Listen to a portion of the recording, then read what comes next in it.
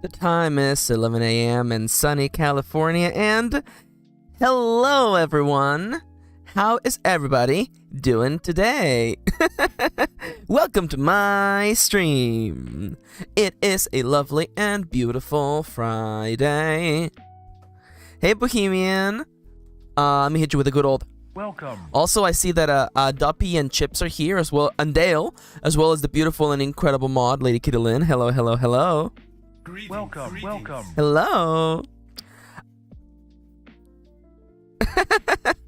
That's awesome, Calum. How you doing today? Greetings. Hell yeah, hell yeah, hell yeah. Happy that I can make good company while you're at work. Definitely love that. Kitty is also at work.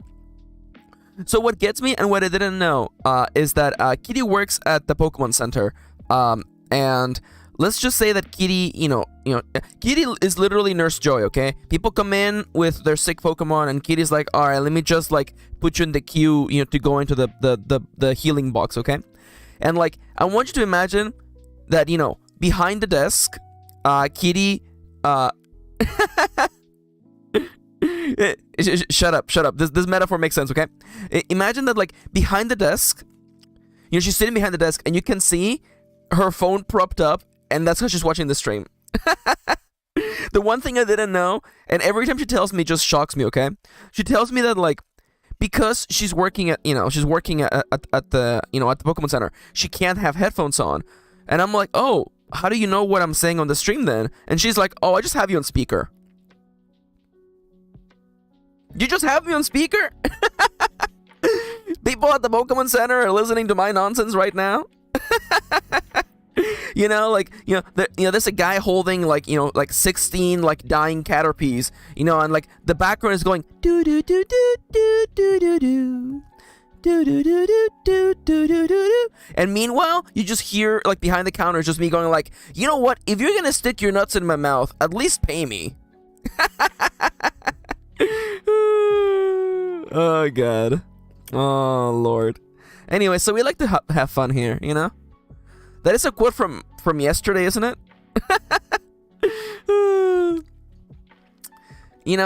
I want to say, by the way, we had a lovely time yesterday.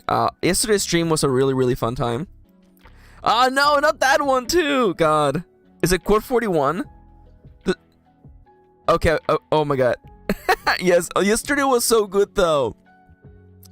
God, I was so happy that Kendra that it was Kendra's first day on the internet. God. What's quote 42? Oh my god, okay, so that's the one about... Okay, God. I swear to God, those are not dirty quotes. They're being taken out of context. Your Honor, these quotes are taken out of context. Now, also, let me try something new, okay? If I type emotes, will it show the new, the new actual... Yeah, the emotes are here. Wait. Okay, so that didn't exactly work. Let me go and fix Nightbot real quick. I think I can open this. Where's Nightbot? There's Nightbot. Let me just go really quickly. This should be fine. I don't think that I'm doxing myself right now. Alright, so let me go to Neo Emo. The regular... oh my god. I'm turning 14 again, by the way. Oh, Mr. Dopodopoulos. Anyways, okay, that should fix that. Okay. So I was trying to make it so that whenever you did exclamation mark emotes, it would also show you the new ones. But that's not the case. So we have two commands now. We have emotes and new emotes. If you're ever curious as to what new emotes we're adding, they will be on that list right there. And that reminds me, actually, I should really just go to... Don't mind me just doing some tech support, literally live right now. And then we also need to add Sir Bleeny. There you go. Sir Bleeny is now part of that command now. There we go. Yo, oh my god. Wow, it really does explode, huh? It just explodes, huh? Yeah, we have new dice related emotes, by the way. Yeah, typing is really good. I love typing. That's why I added it. It's Konata from Lucky Star typing. And I really love that. I don't know why it's sending twice, but you know what? I'm okay with this. I'm okay with this. So the other one that I'm really happy with is Cowboy D20. Cowboy D20 is such a vibe. And by the way, once again, I think Moontoms is probably streaming right now, which is perfectly fine. You know, nothing wrong with that. Or I think they might be taking the day off. I think they usually do a stream later today. But I love, I absolutely love D20 Cowboy. It's just the D20 with the cowboy hat. I love them. Oh no, they're sending twice. Oh no, we're getting twice the emotes. They usually stream at 2. Thank you. Our time, okay. So yeah, first, before we begin today's session proper, I want to say thank you so much to everyone who came to my birthday stream yesterday. Actually, it meant a lot to me. It was such a nice and relaxing time. We had a couple of really serious questions and answers, but honestly, like, I feel like it was just such a lovely time, and seeing so many people, it just made me really happy. Oh, hi, Irina. Welcome. How you doing today? Love those nails, by the way. It is honestly like pretty like it's like the closest emote we have, and it's purple. I love it. Oh my god, and it's purple with yellow. I love this. It makes me so happy. Also, I realized I could have added one more emote. I kind of want to add this emote because it's this line from Dragon Quest. I kind of want to add this emote as well. Just because, honestly, I just like this line from Dragon Quest. I think it's a great mascot. It's just the little guy. He's shaped like a friend. He is iconic. Also, can we please talk about this, by the way? There is no thoughts inside that head. There are no thoughts inside that head. Also, fun fact. So, back in the day when Dragon Quest VIII Journey of the Cursed King came out on the PlayStation 2, you could also purchase a controller shaped like this slime. Let me cover the screen for a second so I can Google it. Dragon Quest PS2 slime controller. And I want you to guess for a hot second, okay? Okay, so this is the controller looked like this is actually the new one. This is for the PS4 actually, but like it looked like this, right? It looks like this, and the controller is actually. It was like this, right? It was like this. Can you believe that Plaguesworth, my brother, purchased this controller? He was like, it's shaped like a slime. I don't know a damn thing about Dragon Quest. I'm buying this controller. Hi, Moontomes. How you doing today, Moontomes? Yes. Why did he buy it? Well, my brother is powerful, and he does whatever he wants. Also, can I just tell you, by the way, I want to be very clear, okay? This controller is adorable. It's adorable. It is the least ergonomic controller it could possibly be, okay? It is literally, it was so uncomfortable. I remember trying to play with it, because, you know, it's cute and it's blue. It is the most uncomfortable device ever created by man. It's adorable, though. God, I love this controller. Also, Moontomes. It makes the Duke look masterful. Isn't it? Doesn't it? It's so true. Oh my god, yeah, Dopey doesn't have any points. Well, you'll be gathering some throughout the day. Oh my god. I love to use my essential oil diffuser as a controller. It's so true though. It looks so weird. I love it. Honestly, like, they remade it for the Switch and I kind of low-key want it. Oh, yeah, it's only $500. Okay, yeah. You know, just a casual $500 Enos. You know, which I believe that's a fair price to pay for a piece of hardware that will hurt your hands to use. Honestly, like, this might be like a way to like finally cure gaming once and for all, you know? If we made all controllers actually hurt your hands, I feel like we could finally eradicate gaming. It's a small price to pay for slime pain. It's true. New stream goal: get Max the worst controller ever made. You're not even wrong. See, the thing is that, like, by the way, I love that Bohemian's comment just like snuck by without anybody like catching it. By the way, the Duke controller. You don't know what the Duke is? The original Xbox controller, which might just be the second worst controller of all time. This thing was huge, by the way. It was huge. This man here is literally, this is a huge person. And you need to see like real hands holding this thing. Yeah. It's funny because like you can tell back then Microsoft wanted to make, it even has Microsoft on the logo. Fuck, that's so funny. But like they wanted to be like, this is not PlayStation. This is a real console for real men. You're a man who plays video games. And so they made it like huge and bulky and heavy. Yeah. Dumpy says, I remember trying to use one of those as a kid. Yeah. Look how big this thing is. God. Oh, and then like they brought it back too. Yeah. They were like, we're gonna bring back the controller. Anyways, the N64 was bad.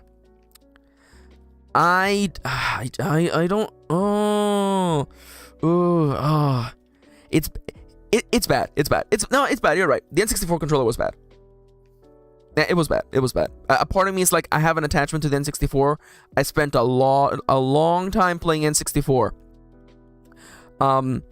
But Kitty is correct. He says those controllers don't feel good as an adult. They don't. They absolutely don't.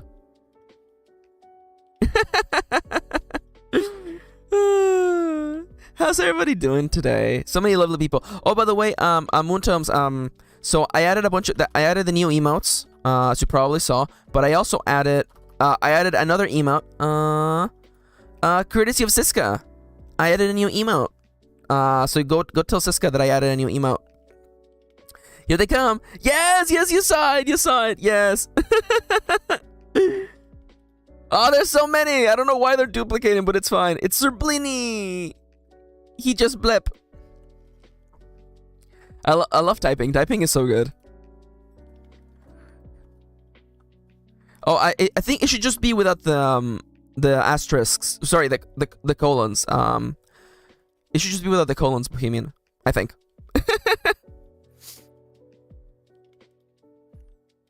Okay. Now Dale is correct, by the way.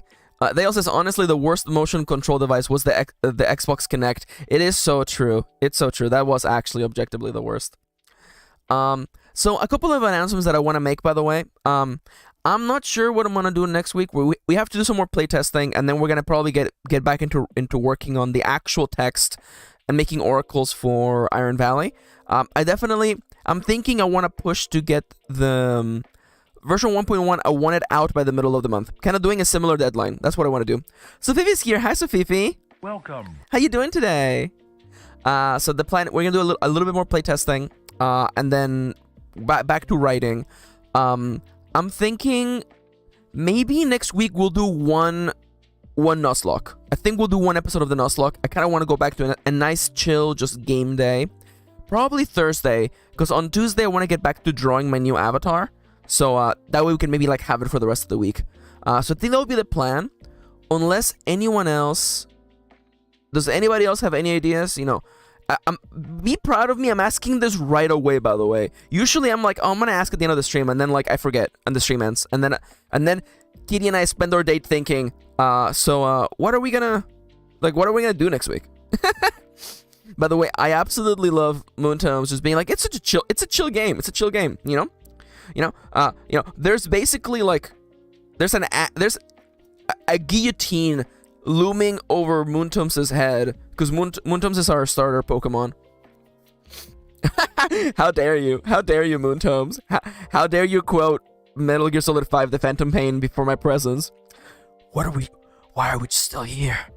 Just to suffer. They played us like a damn fiddle. It's like one of like two usable memes from MGS5.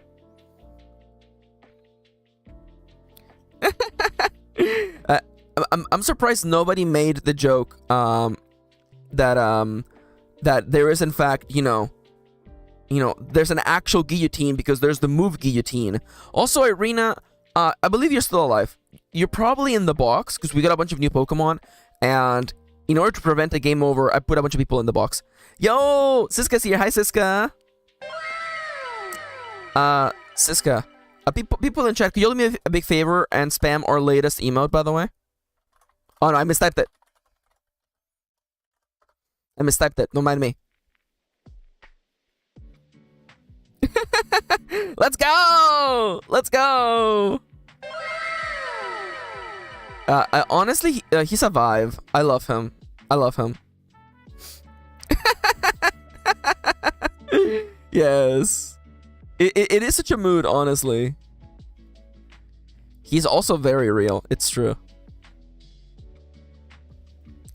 I like them slowly trickling out. I love that. I don't know what's happening. For some reason, it appears that it's like posting them twice, but you know what? I'm not gonna complain. Oh, you folks don't even know, says Siska. He sleeps 20 hours a day. Actually, you know what? I realized that Yanto woke up. Because Yanto actually, he slept through his feeding time. So let me really quickly, I'm gonna just feed him before he actually starts, you know, rioting. Thankfully, I have a little app for that. 2 portions, please, for the boy. And I hear in the distance, there we go, he has been fed.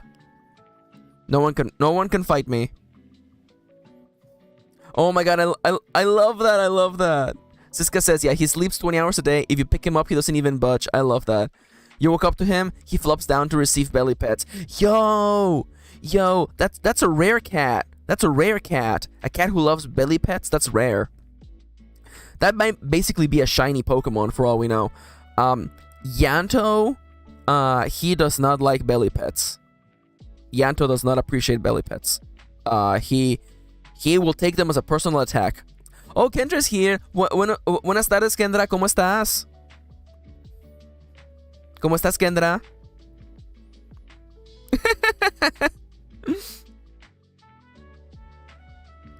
Oh my god. Yeah, oh, so Kitty, the reason, by the way, estoy alive. I love that.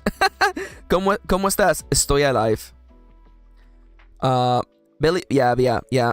It's true. Like Chip says, like belly pets is like Dottie's attack zone. It's true. Like, it feels to me like the chart for like the Monster Hunter like fighting. Okay, let me look up Kutku, Yayan Kutku, body parts. Like, this is the way that I think of like cats, okay? No, I just want like the chart. No, I want the chart with. Okay, what about weaknesses? Weak points?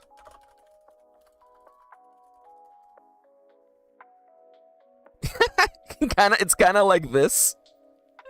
Please, no, I didn't want to go to an actual page. Okay, you know what? This is fine. It's just like Yanto's tummy is just red. It's like, do not touch this zone. You will get destroyed if you. Yeah. Oh yeah. Yanto takes lightning. Yeah. Yanto takes reduced lightning damage to the tummy. This is very true. Anyways, that meme is done. By the way, can you guess which is my favorite Monster Hunter monster? By the way, do you think it's the one who literally has like trans flag colors? By the way, do you think there's a possibility that the pink and white and blue? Now, Muntums makes a fair point. Shouldn't my favorite creature be the Kirin? And you know, that's fair. But people are complex. I do also love the Kirin though. Oh my god, yeah. Siska said by that earlier. In the edge case that Serblini gets mad at you, he just tries to hiss, then he just goes. Meow. Isn't Kirin like a dangerous horse? It is, in fact, the most dangerous horse in the world of Monster Hunter. It is widely considered to be the biggest wall for players in the game. It is an incredibly hard creature to fight. It is small, it is agile, and it will destroy you with elemental damage. It might be the first monster where players are literally have to build a whole armor set just to be able to get through the fight. I love Kirin. Yeah, and of course, Muntum says mine is Rathos because I have an emotional attachment from the Monster Hunter Stories games. Oh my god, I love those games! Oh, Rathy, yes! Oh my god, yeah. Oh, why did I know that Muntum's got that mount from that event? Of course Muntum's does. Of course Muntum's would have it. Yo, Chips wants to get into Munhun? Yo, Chips. I will hold your hand. Oh, Muntums didn't get it. Oh, that sucks, but it's okay. Yo, okay. Munhun streams when though, huh? Anybody want to play Monster Hunter Rise with me? I was literally, Kitty was like, hey Max, so like, what would you have to, do you think you could maybe like stream like games on the Switch? And I was like, it seems like so much work. I don't want to do that, and then like literally anyone is like, oh man, I would like to play Monster Hunter. I'm like, hey, play, Monhun. Yes, let's go. I'm sorry. I don't know a lot about Monster Hunter, but it's like the one thing that's like saber. Oh yeah. It's like a saber cat, but also a wyvern. Are you thinking of? Oh, you're thinking of Barioth. It's Barioth. Monster Hunter Barioth. It's Barioth. Barioth kind of sucks. I'm sorry to. Yeah, this is what Siska's thinking about. Yeah, it's Barioth. Yeah. Barioth is fine. You want to know who's the best Monster Hunter monster, by the way? It's the Devil Joe. It's the pickle. I love the pickle. He's just a big pickle. I love him. He is the Devil Joe. I love him. He's so good. He's such a good monster to fight. Anyway, sorry. By the way, did you know that I was literally gonna make an Ironsworn Monster Hunter hack? And I might still do it, by the way. The mechanics that I was gonna come up with for making gear and like fighting monsters, like all that stuff is still in my brain up here. So I might dig up those notes and maybe make that hack. I don't know. The pickle, it's true. He's just a big pickle. Yeah, no, I played a lot of Monhun, and the thing with me is that like I have played a lot of Monhun. Again, I've been here since the first game. I played the first game literally on the PS2. I was playing online, and my favorite experience was like trying to play this game that requires a lot of communication by typing on a PS2 controller. It was great. It was very great. My favorite memory of Monhun, the original, was doing a quest with a random guy and realizing that his name backwards was the slang for, cannabis. And I told him, I was like, yo, is your name backwards, marijuana? And then the person was like, no one's ever noticed that. It was like a funny bonding moment. Yeah. I introduced Kitty. Can you believe I introduced Kitty to Monster Hunter with freaking Generations Ultimate. The oldest, schoolest version of Monster Hunter. And she kicked ass. We made it all the way to G rank. Hell yeah. But yeah, I've played a lot of Monhun, and I've tried all the weapons. There's some that I like more than others. But like, the last time I was playing Rise, I was playing the Greatsword, and I played it so much that it became like a meditative experience for me. That's right, you played as a cat for the first run, then we changed to humans. It's true. Now, there's something really relaxing about using the Greatsword, because it almost feels like a turn-based game, honestly. Max, show them the one that looks like an intestine with wings. You're thinking of Kezu. It's Kezu. Listen, every game needs to have like a villain. Yep. This is probably not safe for work, by the way. This is probably not safe for work for me to be showing you this guy. That's Kezu. He is blind and mostly deaf. That's why when you fight him, there is no theme for fighting him. That's like the joke, by the way. Oh yeah, by the way, Kitty is a light bowgun user. And anyone out there who... Oh yeah. Oh my god, the plush is so cute though. He's so dumb. Yeah. Anyway. Yeah, Kendra. If you want to befriend monsters, play Monster Hunter Stories. It's literally about hatching monsters and being friends with them. Now, I will say, before we actually get to doing the thing that we're supposed to do here on the stream, I do want to say that Monster Hunter makes it very clear that there's a whole organization that decides when monsters are to be like, fought and defeated. And also, you actually don't have to kill monsters, by the way. You can actually choose to capture monsters, and actually capturing monsters gives you more materials.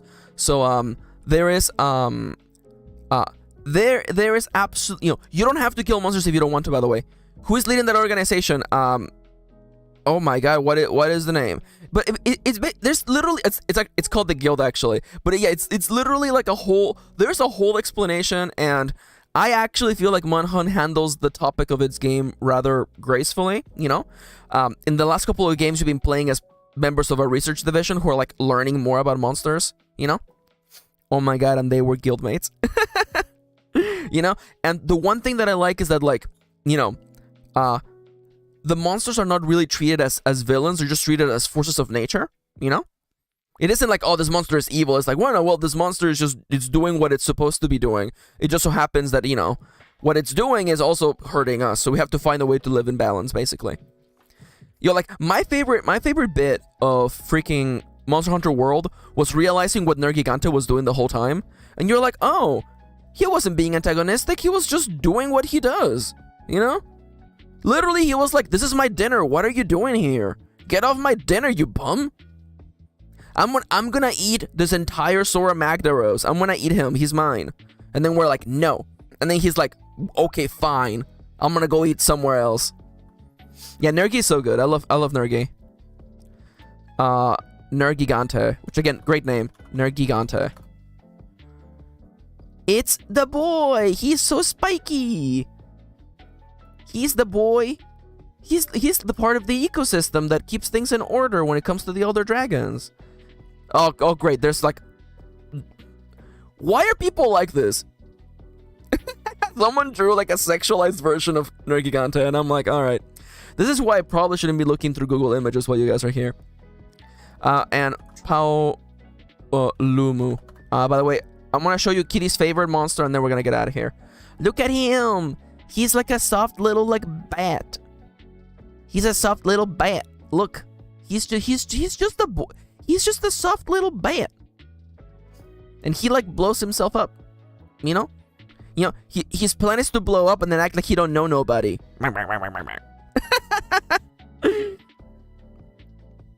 I wish that they looked like they're plushies. He's just a dumpling, it's true. He's cute.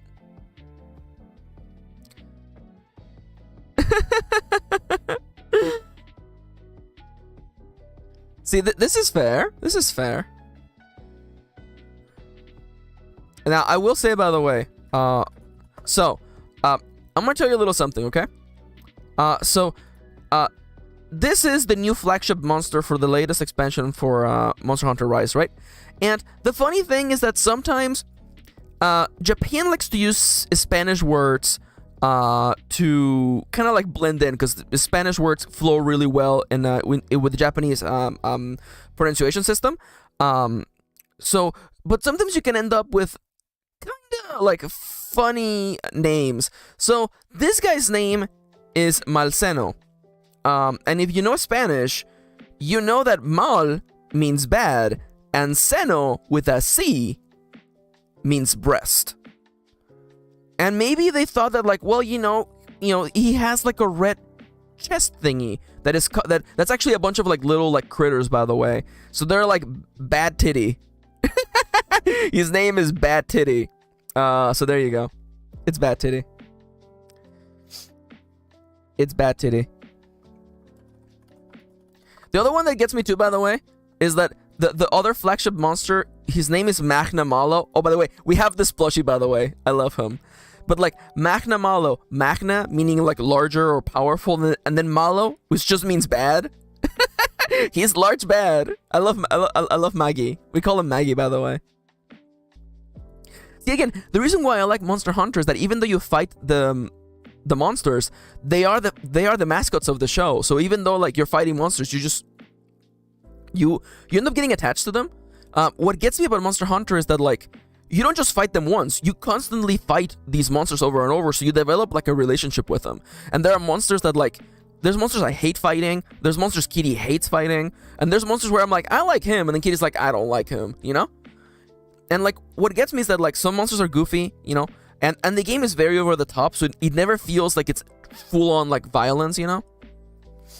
Isn't there one that's just a big frog? Oh my god, what's the big frog's name? What the hell is its name? It's supposed to be like a sumo frog. There's actually two. Oh, it's the Tranodon. Look, he's just big. He's just he's a big kappa frog. He's just big. There's actually 2 frogs, by the way. The other one is Tetsukabra, which is this guy right here. But you were definitely thinking, oh my god, see, this is how you know the creators like doing little art of like what the life cycle is, that like just tiny little like baby Tetsukabras.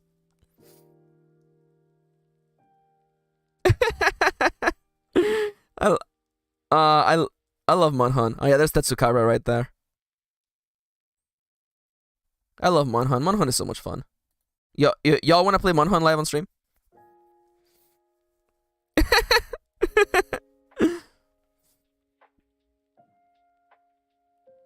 Tetsu something. Yeah, you can remember it. Their own boobing. Oh my god. Wait a minute. Okay. I was like, how did we start talking about boobas? It was because of Malsano. It's true. Yeah, yeah. It's true. I'm still going off about Monhun. By the way, I want to let you all know, by the way, that at 3 p.m. my time, so an hour after my stream ends, Charlie is gonna be playing Darkest Dungeon on Twitch. That would be I have to make a comment for Kitty for Charlie, by the way. It was you, Maxi. You showed us the bad booba. It's true. I should have known better than to show you my bad titty. Oh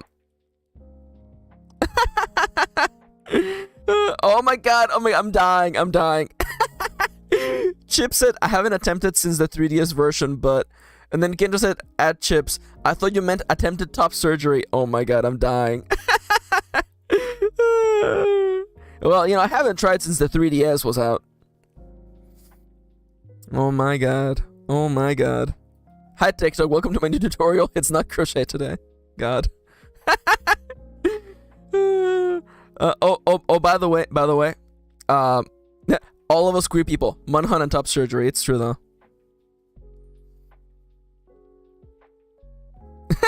yeah. So Charlie, twitch.tv/Charlie Arlette.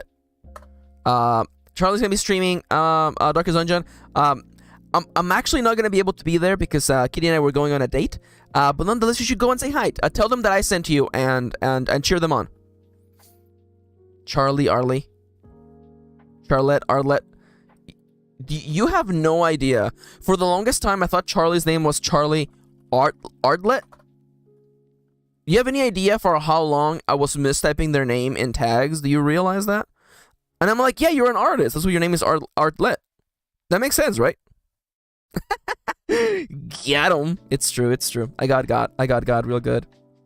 So we have quite a few people who joined in mid intro. So I want to say once again, thank you so much to everyone who came to my birthday party yesterday. It actually it means a lot to me. It was really fun and laid back, and I just want to say that I'm very grateful that we have such a lovely community, and everybody's just so sweet and lovely and incredibly welcoming. So thank you for being the best. Yeah. Okay, so we should probably get to the reason why we're here. Oh crap, I didn't even open Chartopia. Crap, let me just turn the screen off for a second. Chartopia. Did you know Chartopia retweeted me talking about doing charts? Can you believe that? Oh my god, I'm still on the front page. Oh, I'm the latest collection. I'm number 1, boys. Number 1, boys. Let's go. Yeah, look at this. It's here we go. Thank you, Muntums. You're so awesome, Muntums. Thank you. Oh no, it's okay, Siska. No worries at all. Again, listen. Things happen. People are busy. I don't hold that against you. And again, there are gonna be more streams. There'll be plenty of chances to catch up and have fun. Also, by the way, I didn't get to tell you, but thank you so much for your present, by the way. You were so sweet. Thank you. Thank you for your present, Siska. I promise I'll buy myself some nice shoes.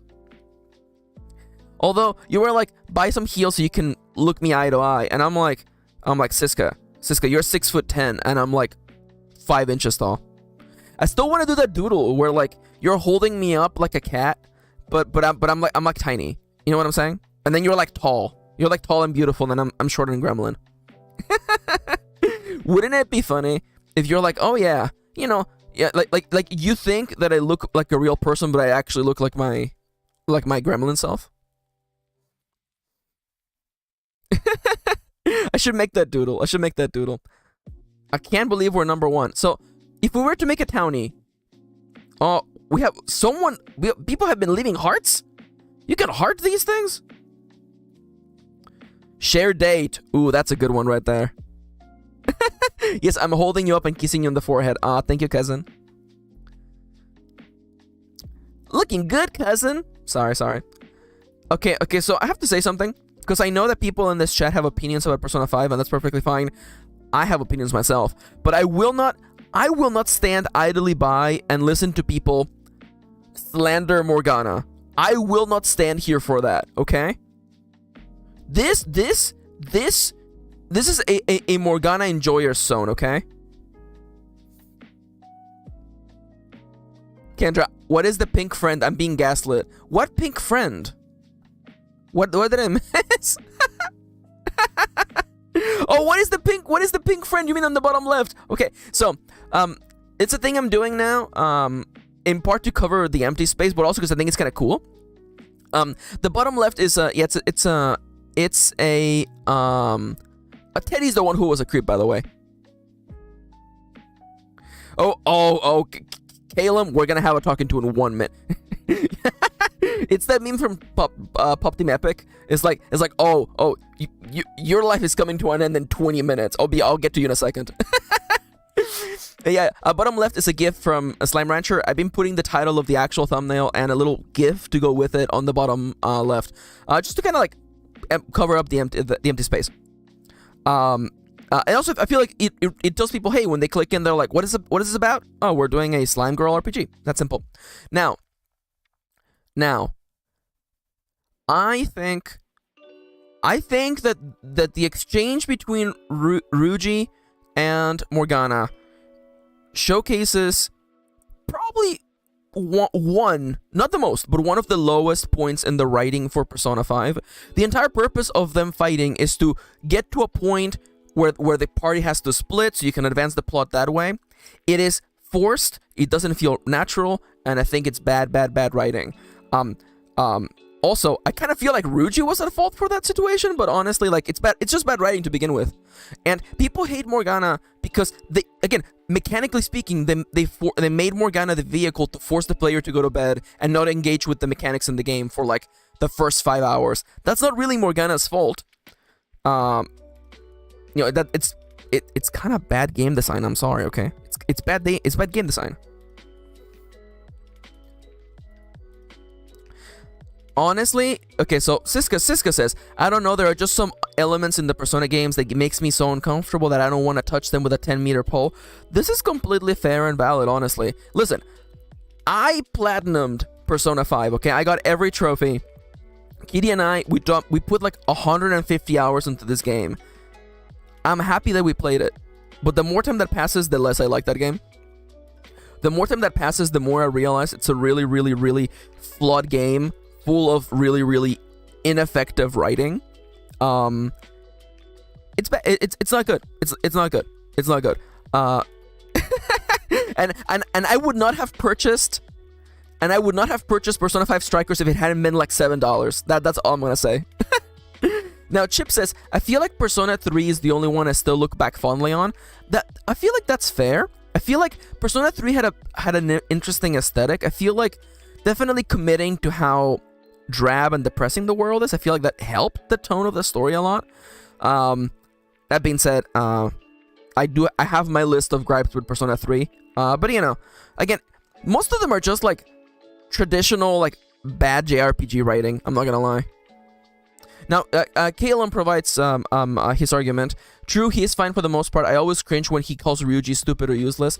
Don't hate him for the writing. Don't hate him, but the writing there is blah. It's absolutely true. It's absolutely true.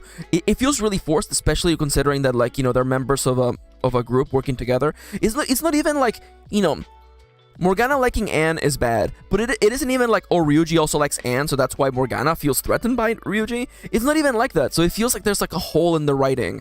It's also kind of bad. The way I experienced them was with the Twitch chat that was half queer people and half capital G gamers who didn't understand what homophobic jokes aren't funny. Oh, God. Absolutely horrible. I'm so sorry. God. That's the worst. Yeah. Yeah, capital G gamers are the problem. But see, the solution is to become capital GAYMERS. Yes, she is a bitch. BICTH.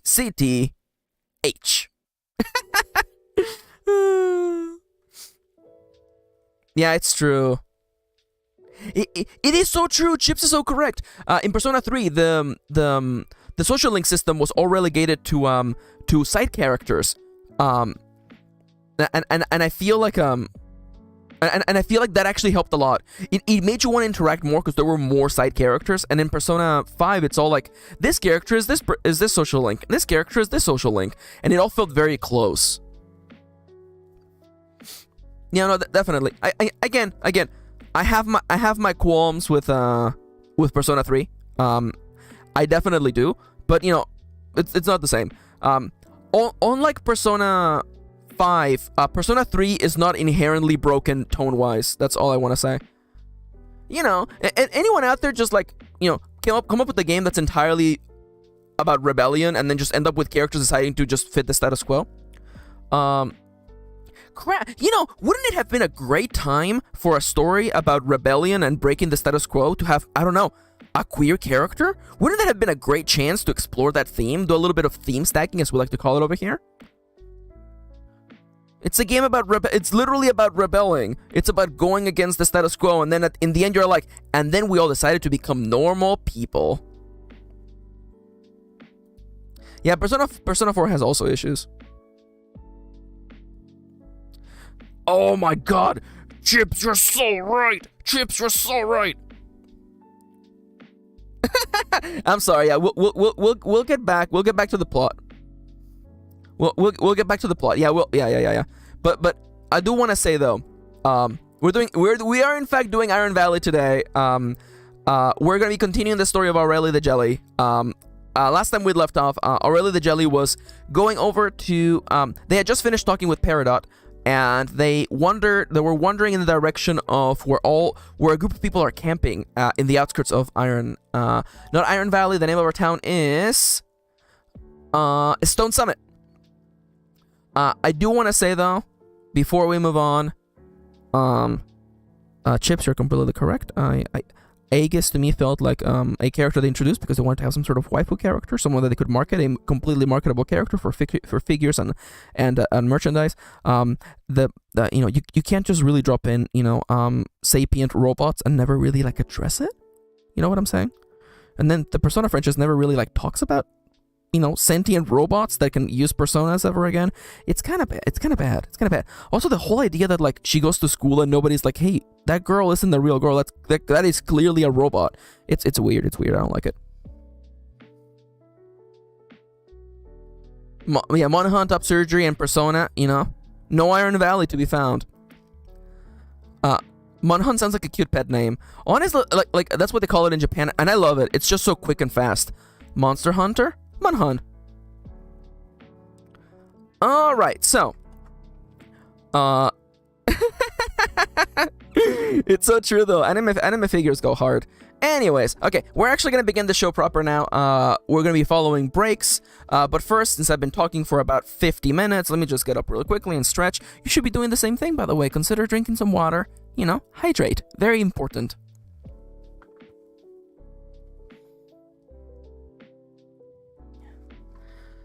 Kendra, you're gonna get me in trouble. Because Kendra's like, yeah, you know, like anime figures. Isn't it funny how they tend to sexualize underage girls? Isn't it funny how Anne's in Persona 5, her entire story is about her being people forcing her to exist within a sexual context, and her being like, I don't want to exist within the sexual context. And then the game is like, yeah, but you're still gonna dress sexy. Also, all of your figures are you dressed up in a kind of, you know, alluring, sexualized fashion. It's almost as though they completely forgot what the point of the game was about anyway. Anyways, whatever, fine. Thank you for coming to my TikTok. Sorry, I did a little bit of deku there at the end. It's so bad. It's the kind of stuff where, like, if it was a book, I would be like, where was your editor? The whole point of her plotline is to rebel against being seen as a sexual object. And then the game is like, but she's also wearing a sexy cat suit that shows like her boobs. And I'm just like, you're an idiot, aren't you? So you're just a bad writer. Okay, got it. Thank you. You just suck at this, huh?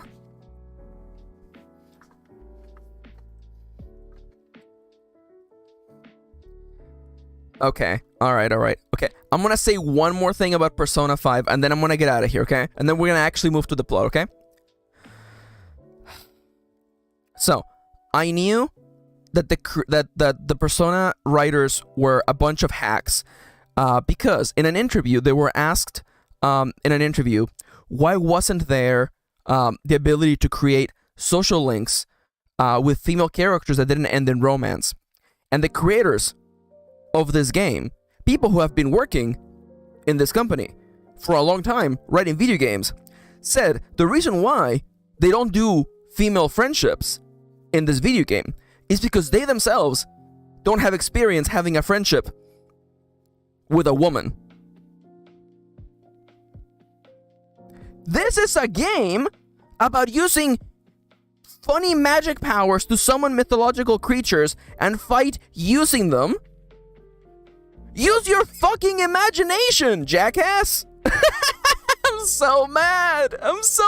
Use your imagination! You literally have people being like, the inside of my heart looks like an alien spaceship, and it's the way that I envision the world around me, and it's kind of like the way my personality has been built through my backstory. And then the writers are like, yeah, but how do you write a friendship where you don't want to just bang the girl at the end? I'm so mad. That is an absolute acceptance of being a total hack. The moment where a creative person says, yeah, but I can't possibly imagine a world in which I would see a woman as anything less than just, something I pursue for romantic interest. And I'm like, oh, wow, you're a hack. Wow, you're bad at this. Your whole job is coming up with ideas. We have tried nothing and we're out of ideas. Anyways, that's my daily Simpsons reference, by the way. Yeah, by the way, Chips is completely correct, by the way. Also, Muntum says, Max, I think you cured my imposter syndrome. If you want more, I got more stories of bad writers. Nothing helps me with my imposter syndrome. Like realizing the cowardice of other writers.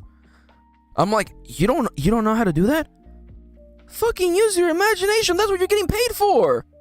That's your job. You surely, strangely enough, you didn't run out of ideas when it came to sexualizing Anne, huh? Freaking hacks. Anyways. This is supposed to be a cozy stream. Sorry about that. This is what happens when Persona 5 is mentioned around me. Yeah. This guy's so right, by the way. Oh my god. Yeah. Oh my god. See, no. Kirin reads a lot of books, right? And like, she has read so many bad books that like, you have no idea how high my self-esteem has increased because of all the bad books she's read. She's like, and I'm reading this book, and then this happens, and then I'm like, no, that's a joke. That's a joke. You cannot possibly tell me that there are demons and aliens in this novel. And the aliens are never explained. Excuse me? How? Excuse me? What do you mean? What do you mean there's demons and pacts with demons and aliens? And this is not a made-up novel, by the way. This is absolutely... No. Okay, Montums, I want to make it clear, okay? I'm not talking about demons who are aliens. There are aliens, and then there are demons, both existing independently of one another in this New York best-selling novel. It's bad. It's bad. Every time I see that book, I want to flip it around. Every time I see about that book, I want to throw it across the room. Siska says, I'm not feeling warm and toasty. I'm feeling heated and burning and full of righteous fury. Ah, yeah. It's going to be one of those days, huh? Oh my god, Chips, you're so right, by the way. Yeah, yeah. Okay, so Ghost said, by the way, hi Ghost. How you doing? Ghost said, I want Chip's words on a t-shirt, so I'm gonna tell you what Chip said, okay? Chip said, remember every time you have imposter syndrome, there's a cishead dude who thinks he's a writing savant, and it's so true. Oh my god.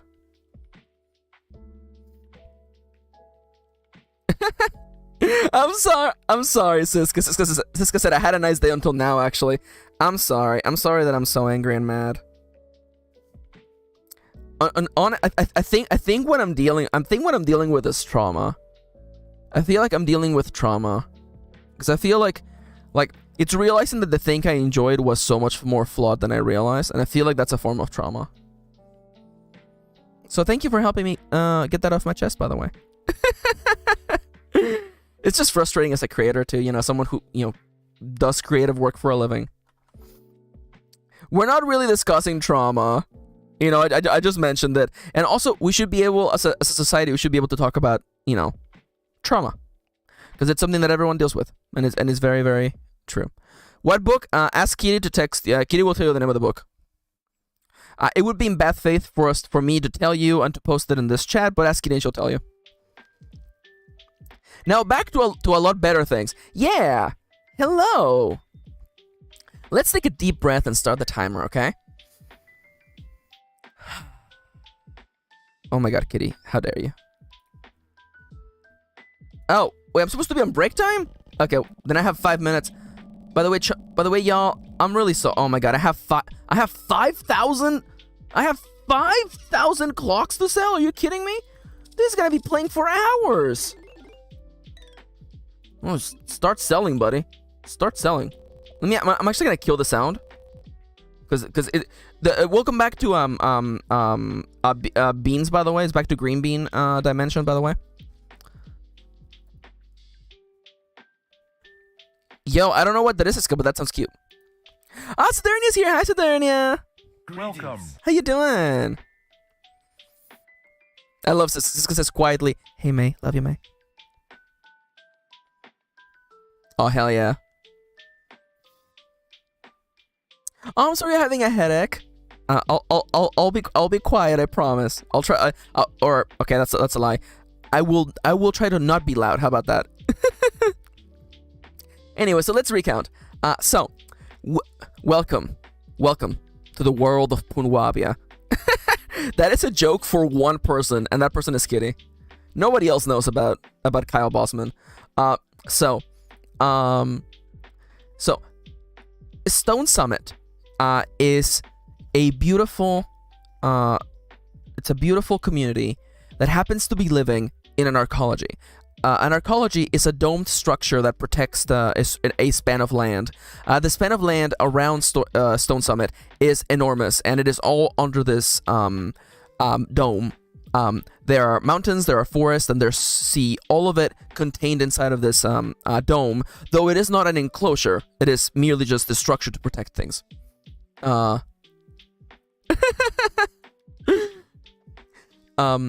And this is a wonderful community of people who are banded together to take care of one another.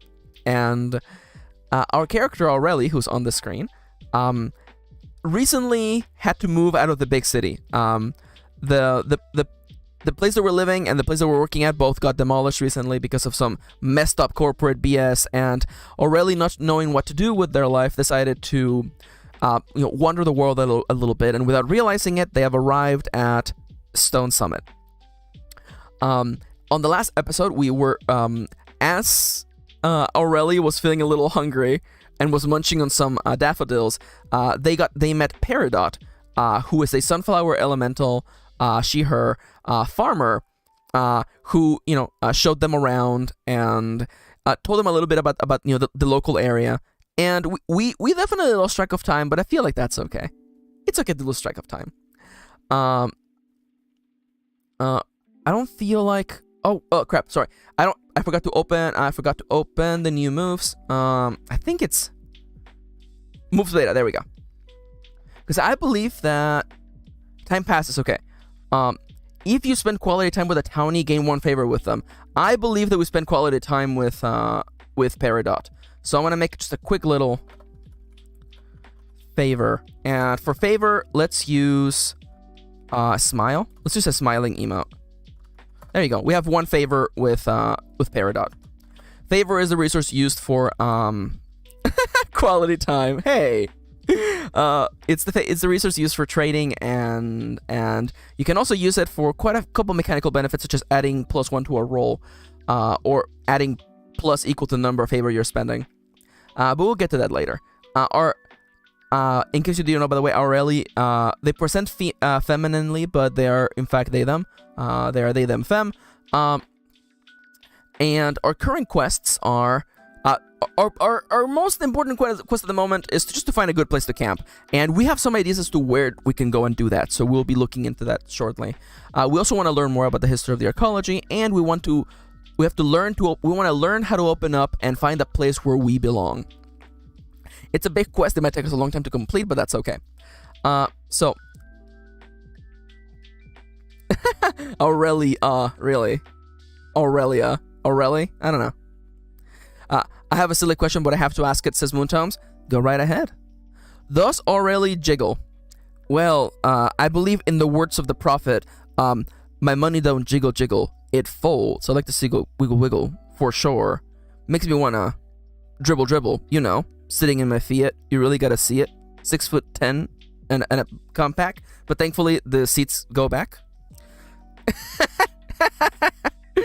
I'm sorry. I'm deleting myself. I'm sorry. Does Aurelia jiggle? You know what? We have a brand new move just for this, okay? We have a brand new move just for this. Let's go check the ask the spirit of the forest, okay? We have a yes/no question, and I actually get to show my new buttons, because I actually put the dice rolling on buttons, and it's so much easier now. All right, so does Aurelia jiggle? 76. The answer is yes. Yes, they do in fact jiggle. They jiggle a little as they move. Oh, hi, Charles. The stream is going. We literally just started because we spent the last hour just arguing. By the way, did you all know that Charles is gonna be streaming at 3 p.m. my time later today? We should go watch that stream. Her Charlie is really, really cool.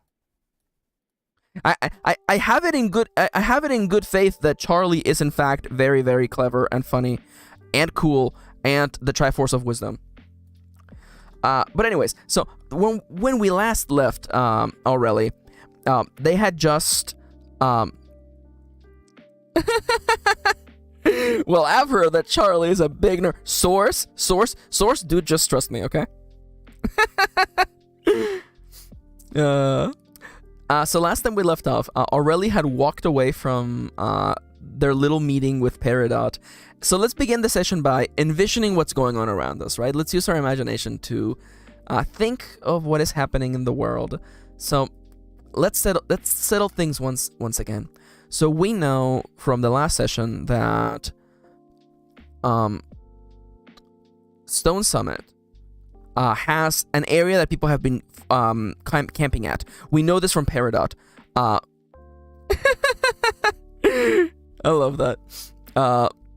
It's true. Wait, Ronnie, are you streaming today, Ronnie? Ronnie, are you streaming today? Yo, let me know. I actually, crap. If only there was a way that I could check your schedule. If only I had bookmarked Moontomes' page.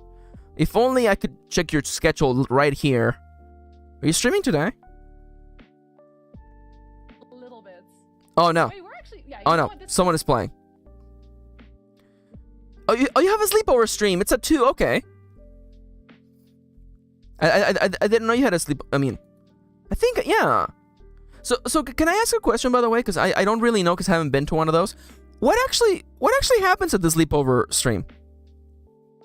What happens at the sleepover stream? You know, is it like a just chatting kind of stream? I'm legitimately asking because I've never been to one.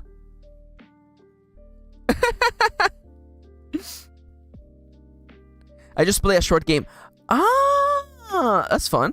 Cute short games. Oh, I love that. That's cute. I love that. Okay. Yeah, cute short games. Moontombs, that was a 3-hour stream. Oh, it's a one stream game stream. Ah, that makes more sense. That makes more sense. Yeah. Oh, did you all know, by the way, that Ronnie... Oh, look at the quality of this, by the way. Can you like... Okay, this is not Ronnie's fault. This is my fault, by the way. Did you all know that Ronnie also has a VODs channel, by the way? You can check out Ronnie's VODs. Oh, the cornucopia demo's out! Oh my god, I want to watch that again. I want to watch that again. It was such a fun stream. Yeah. Yeah, you should go to check out Moontomb's channel. Oh no! Oh no, I slipped. Oh no, oops, my finger slipped. Oh no, Moontomb's channel is there now. Whoops, you can go follow them now. Oh no. Oh no, how could I have let this happen?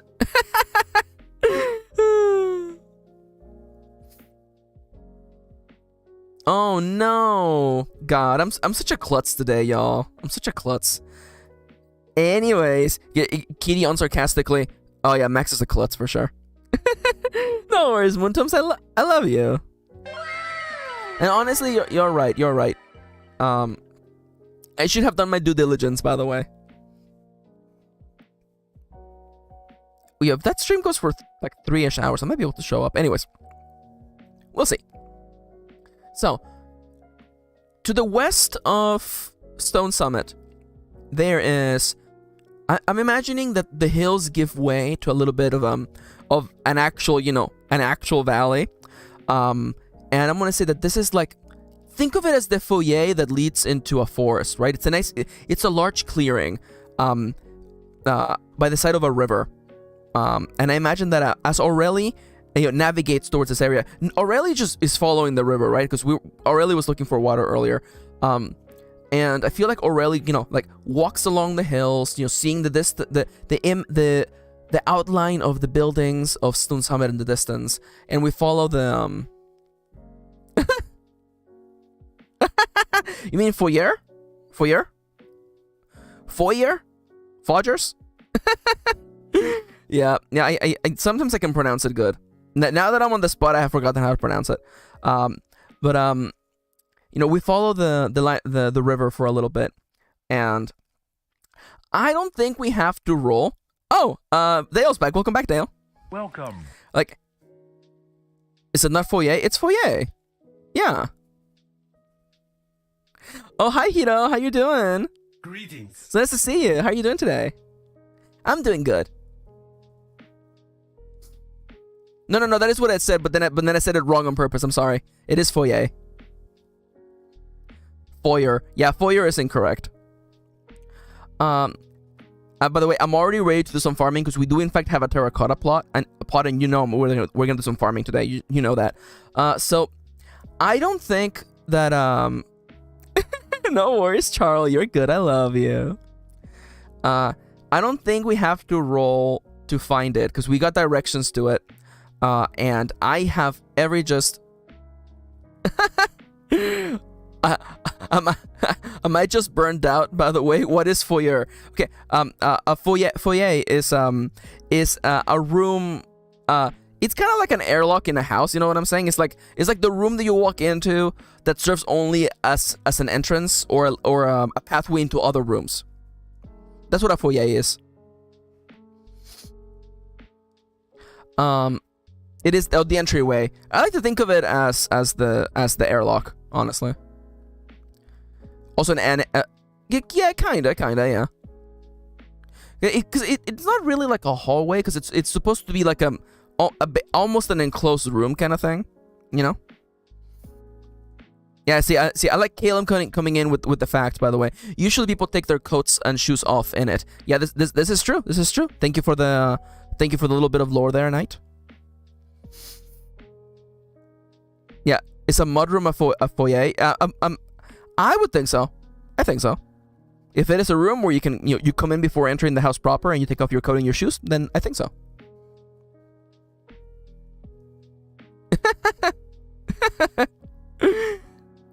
All right, where was I? Yes. I don't think we have to roll. Aurelia is just following the form of the river and the lay of the land. Just like we could see Stone Summit on the distance, if we follow west, I feel like we should be able to see the clearing and with it, a collection of small tents. Definitely there are people camping out here. I imagine it being like camping grounds, but a lot more forested. Definitely there are people here who tend to the woods. The one thing you need to understand is that like forested areas back in the day, they're not actually wilderness. People actually, they would remove bushes, they would actually tend to the trees and remove low-bearing branches, and they would clean the forest floor. And that's what I'm picturing here. It is actually a pretty like orderly forested area.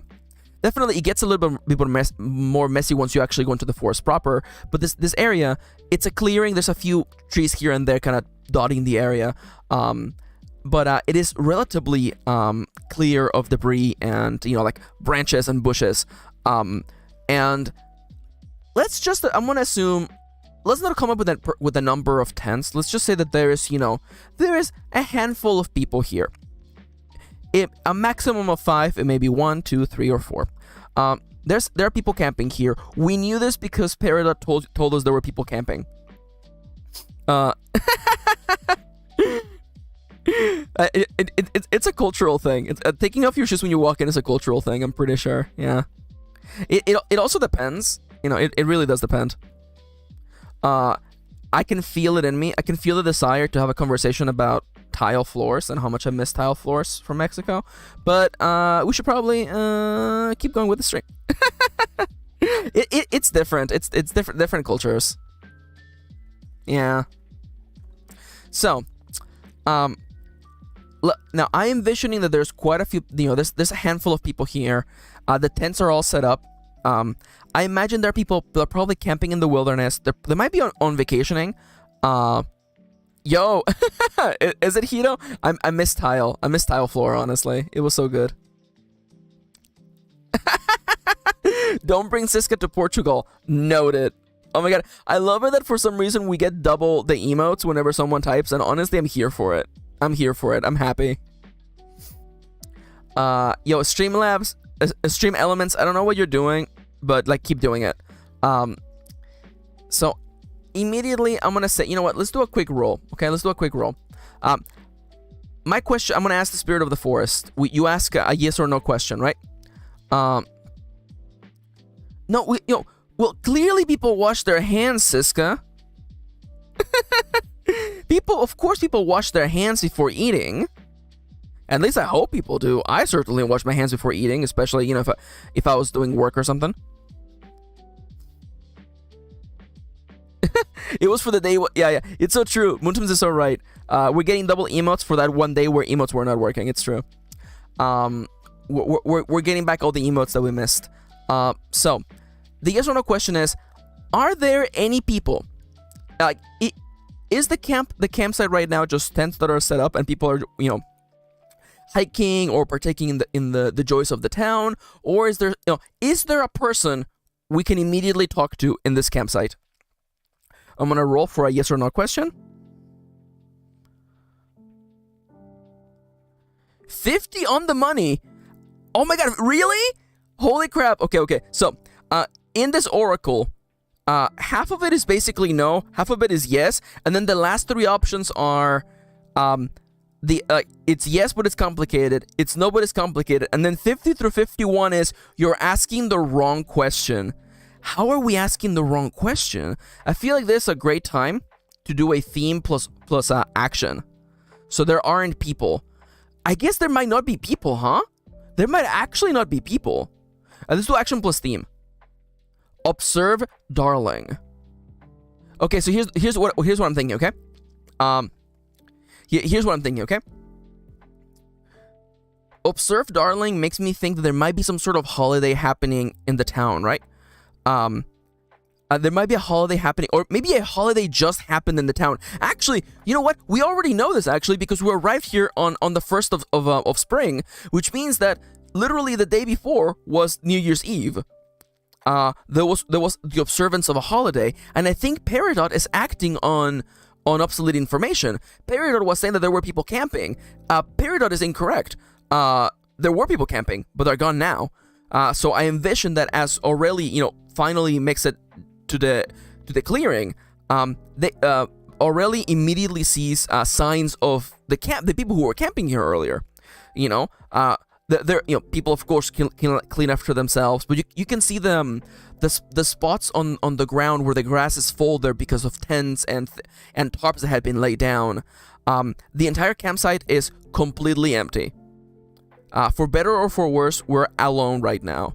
And honestly, considering Aurelia's experience with people, and I see Aurelia as a little bit introverted, which is funny because one of their skills is mischief, so I'm looking forward to see how we can actually make that useful. But I envision that this whole plot of land is just completely empty. And that's perfectly fine. Honestly, a little bit of privacy is not a bad idea. So I think it's time for us to spend some time setting up camp. One of our promises is to find a good place to camp. I think we have found it. So let's set up our tent. And I believe we have a little sleeping bag. Do we have a tent with us? I'm gonna ask the spirit of the forest, okay? Do we have a tent with us? 95. The answer is yes. We do in fact have a sleeping tent. I'm imagining, like Kitty was saying, it's like a tiny little one that like you curl inside up and sleep. I kind of like the idea that when Aurelius goes to sleep, they just go full on like slime form. They just look like this little guy. Like, so less than 50 and no? Yeah. The move is a little bit different than that. There's a little bit of nuance in there. But I envision that like Aurelius just becomes like a little guy like this, Yeah, I need to add this emote. I love him. You know what? The emote is now available for BTTV, but it's not gonna show up on the stream. I'm sorry. So I definitely like a smallish tent, which we mostly use to store our things inside of. Let's be entirely honest. Yes, you should absolutely make one. Yes. Who gasped? I wonder if chips. That's weird. I don't know why there was a gasp in there, but that's fine. There's the Void D20. I love that little dude. Slime. It's literally just slime. It is just slime. I love that. All right, so we do in fact have a tent, and I think we're working towards a promise. Remember, the way that the moves work is that when you attempt something difficult or work towards fulfilling a promise, you roll the dice. We are currently working towards a promise of finding a good place to camp at, so let's set up our tent. So let's envision our action. What are we gonna do? It's good, by the way, to establish out loud what you're going to be doing. We are gonna clear up the ground and set up our little tent and put our backpack in there and make it nice and good so we can spend the rest of the day maybe scavenging for supplies around here, or maybe getting to meet the people in town. So, are we using speed, agility, or using a tool? We're not using charisma or compassion. I think, honestly, it's wits. We have been traveling for a little bit. I feel like we have developed a little bit of an expertise in setting up and putting down and tearing down the Oh my god, stop it, Moonstones! Oh my god, yeah, Eurocamp, yes! Stop it, Moonstones, stop it, god. The idea of my friends playing my game is just killing me. You're all so sweet. I can't be tearing up! Fucking, shut the fuck up. It's just so sweet,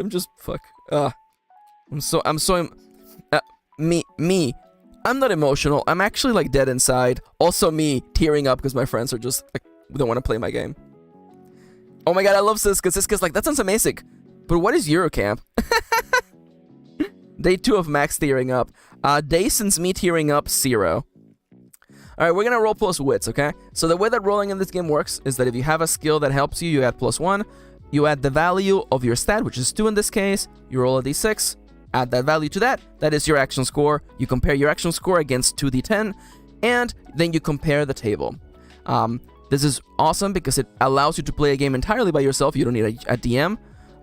It sets things up for you, and that's why I love Ironsworn. By the way, ! Ironsworn and ! Ironvalley will get you links to my game, and of course the original one by Sean Tompkin, who gracefully, incredibly amazingly created this role-playing game and allows people to make their own versions of it. What a good guy. Anyway, so we're gonna roll plus wits. Action roll. So we have 2 plus 3 becomes 4. 2 plus 3 becomes 4. No, sorry. 3 plus 2 becomes 5. That's a strong hit, baby! Let's go! Oh, no worries, Kiro. Thank you for coming today. I hope you have a lovely night. Bye-bye. God, I love all the fruits just in the air. Okay, so our dice result was 3 plus 2 of wits, which becomes 5. The 5 beats the 4 and the 4, which means we got a oh my god, yes. Siska, you ordered a physical version of Ironsworn. That's awesome. Hell yeah. The dice look so edible. They are very nice, aren't they? Yeah, I also have physical versions of Ironsworn and Starforged. They're just so good. Thank you for the dice, Kendra. So, on a strong hit, you're successful. If this brings you closer towards fulfilling a promise, mark 2 ticks on it. So, we are in fact successful. That brings us to 4. That fills up the entire first box. Which I think, honestly, let's first also, let's envision how we completed this, right? So, I envision like a quick little montage, okay? Yeah, not quite a training montage, but literally like snappy, just like, you know, we clear up the ground, we put our bag on the floor, we lay down a little tarp, we put up the tent, we pack everything in there and close it up. For consistency's sake, the tent, by the way, is yellow. It's a yellow tent. It's really, really small. Again, like you was saying, it's the kind of tent that you just kind of like curl up inside of. And of course, our character, you know, can become a little slime, so everything's good. So everything gets set up, and you know, for a second it seems as though it's been hours, but it's just literally been minutes. We set it up completely fine, no issues, no problems whatsoever. And with it done, I want to actually, we have a brand new move actually, called Reap the Benefits. When you are ready to fulfill a promise, complete a project, or harvest the fruits of your labor, envision the conclusion of this commitment, then pick one. I think that this promise is going to fill us with satisfaction. So here's what happens. First, let's envision the conclusion of this moment. We're standing before our little campsite. And I'm actually going to add, by the way, that like, you know, we walk by the river and we had like filled up a little bucket with water, and we set up like a tiny little like campfire, you know, or maybe somewhere where we can prop like a tiny little like oil or like, yeah, like a little like oil stove or something. You know, we're like fully set up. This place is going to be somewhere we're going to be staying for a little while. So if fulfilling this promise fills you with satisfaction, gain satisfaction equal to the number of filled boxes on the progress track. The second part doesn't matter because we're not doing for anybody else. Envision your character savoring this moment, then time passes. So let's add 1 satisfaction, which is on this table right here. We currently have 1 satisfaction. Just make that a star, I think. Oh, no worries, Kitty. Kitty says she's gonna go get lunch. No worries, Kitty. Go get something yummy to eat, okay? But not too yummy, because we're gonna go on a date later today. And I'm gonna spoil my wife. Alright, so we have 1 satisfaction. This quest is complete. We did everything we needed to do. We set it up. I'm just gonna completely empty this out for now. There we go. Complete. And time does in fact pass, by the way, so we're gonna mark another tick.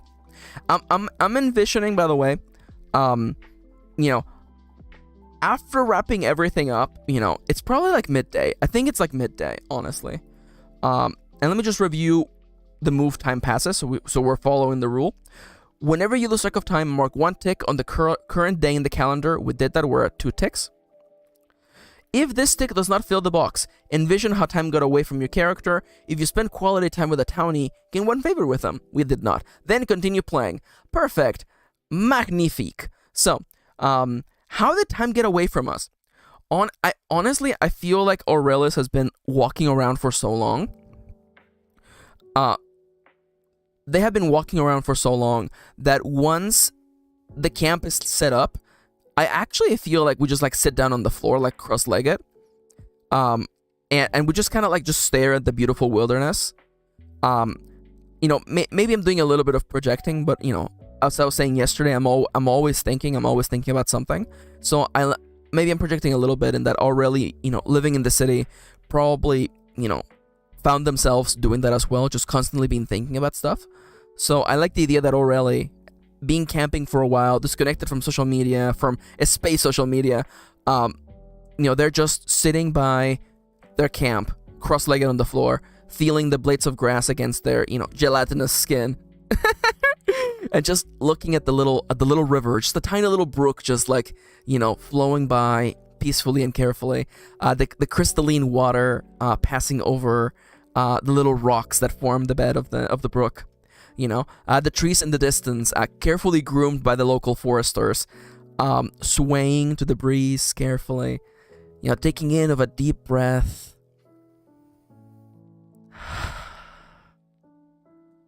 Winter has just passed. It is the first of spring. The chill of winter, it's still in here somewhere. But there's a scent in the air, the scent of new life, coming, a new life coming, being on the way. The feeling that life is returning to the natural world. The feeling that the flowers will soon be blooming again. And Aurelia, stares off into the distance, staring in the direction of the forest, watching, the tops of the trees swaying, seeing the clouds in the skies, and catching at times the hexagonal pattern on the ecology's ceiling. It's a wonderful moment for Aurelia, and I feel like we find a little bit of peace there, Now, once Aurelia realizes that they've lost track of time, it's probably like midday. I'm gonna say it's like past midday. And I definitely don't feel like Aurelia is ready to make the trek back to town. So I think we're gonna use one of the new moves in the game. We're going to be using Root Around once we complete this break. So, if you have been sitting around for a good bit, consider this a great chance to get up and stretch. I know that I'm going to be doing that myself in just a second once I plant all of these clocks. Ooh, it's the last of winter! We're about to go into spring in this game too as well. I love that. Anyways, let's get up and stretch, okay? It's getting warm, so I'm gonna take off my hoodie too.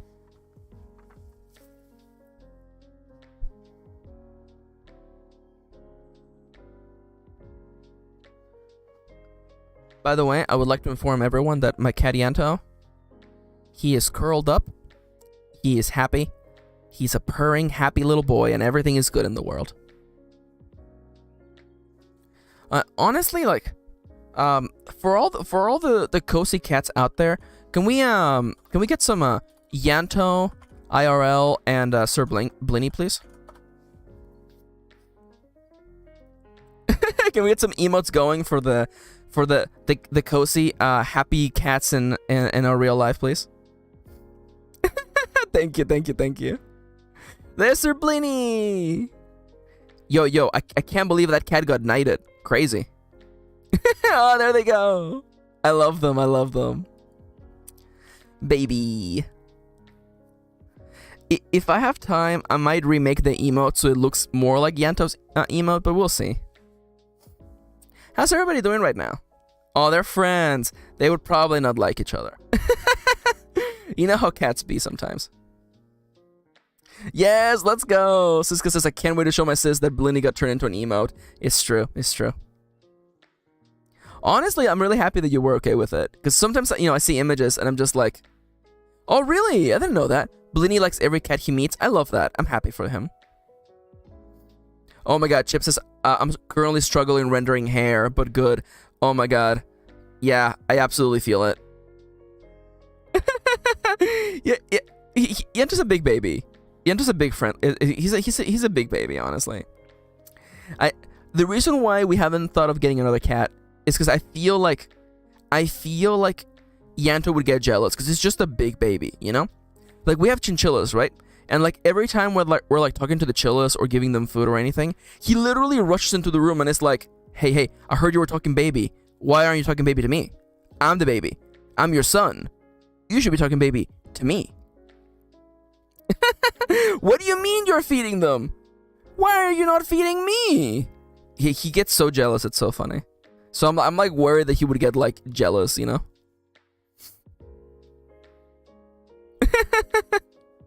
Cats are funny. I am uncomfortable when it is not about me. It's so true though. It's so true. Kendra, do you think Bolita throws a fit because you no longer smell like her?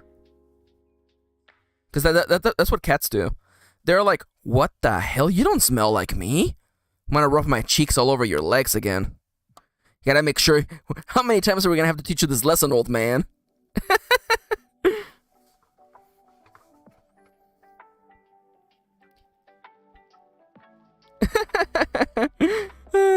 Good babies, honestly. Oh, I love that. I love when cats do that. I have this image of Kitty napping on the bed, and then Yanto being like curled up next to her, but stretching out his paw just so that he could like touch her, and then both fell asleep like that. It's so cute. Hi, dead man. How you doing today? Greetings. We're finally playing the role-playing game today. We're continuing the adventures of our slime girl. Slime fam, really. Okay. Everyone, my cat is so friendly. Everyone is just so friendly. Bolita just bites, yeah.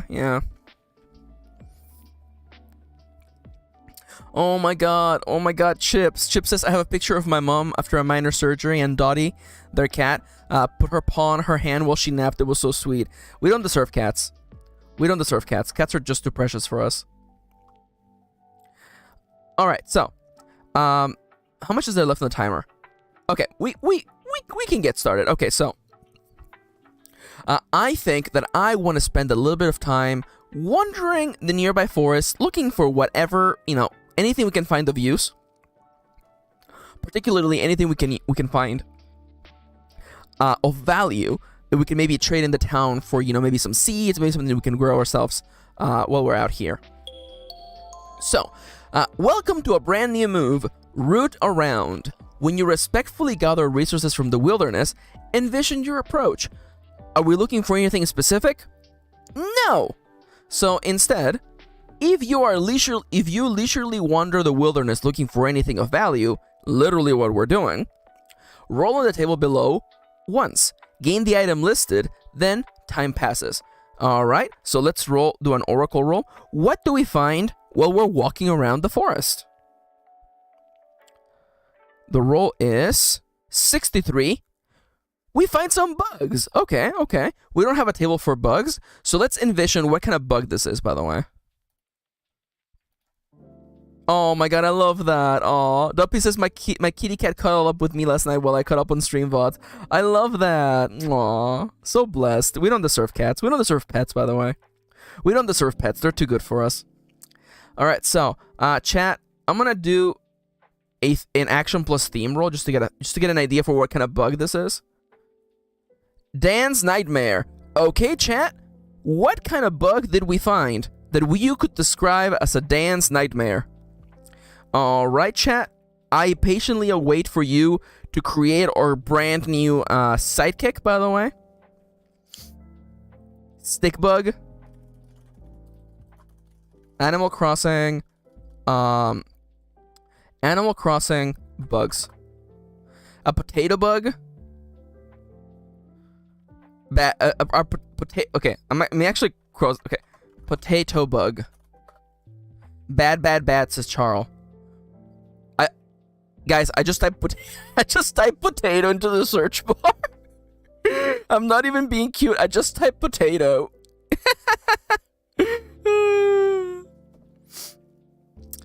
Oh, there's this moth with a skull in its bag and it screams, oh, excuse me? Potato bug. Am I about to get cursed? Oh, God, it's these guys. God damn it. These guys, wait. Yeah, these guys suck. These guys suck. I will not show this on the stream. Also known as the Jerusalem cricket, by the way. So these are also, in Mexico, they're called, Niños de la Tierra, children of the earth. They are gross and I freaking hate them.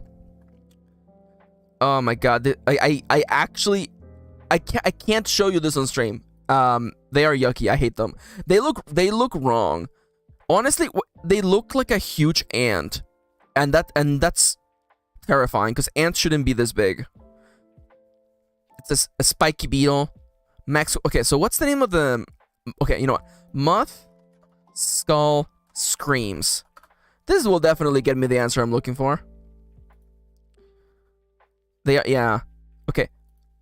Moth that screams. Oh, the death's head. Hawk moth can emit a squeak or scream when alarmed. All right, everybody. Get ready, cause I'm gonna play. I want to know what this thing sounds like. Okay.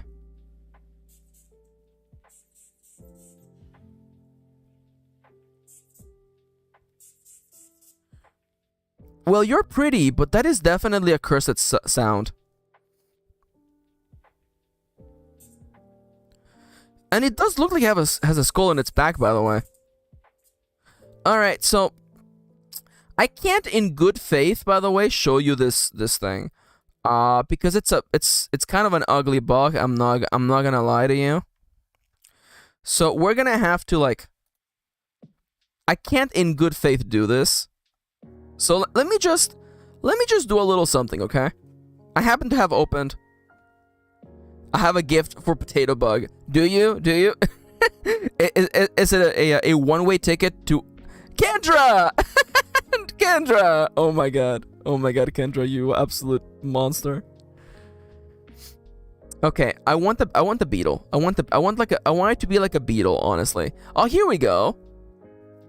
You know what? I feel like a rainbow stag would be like cute. Honestly, yeah.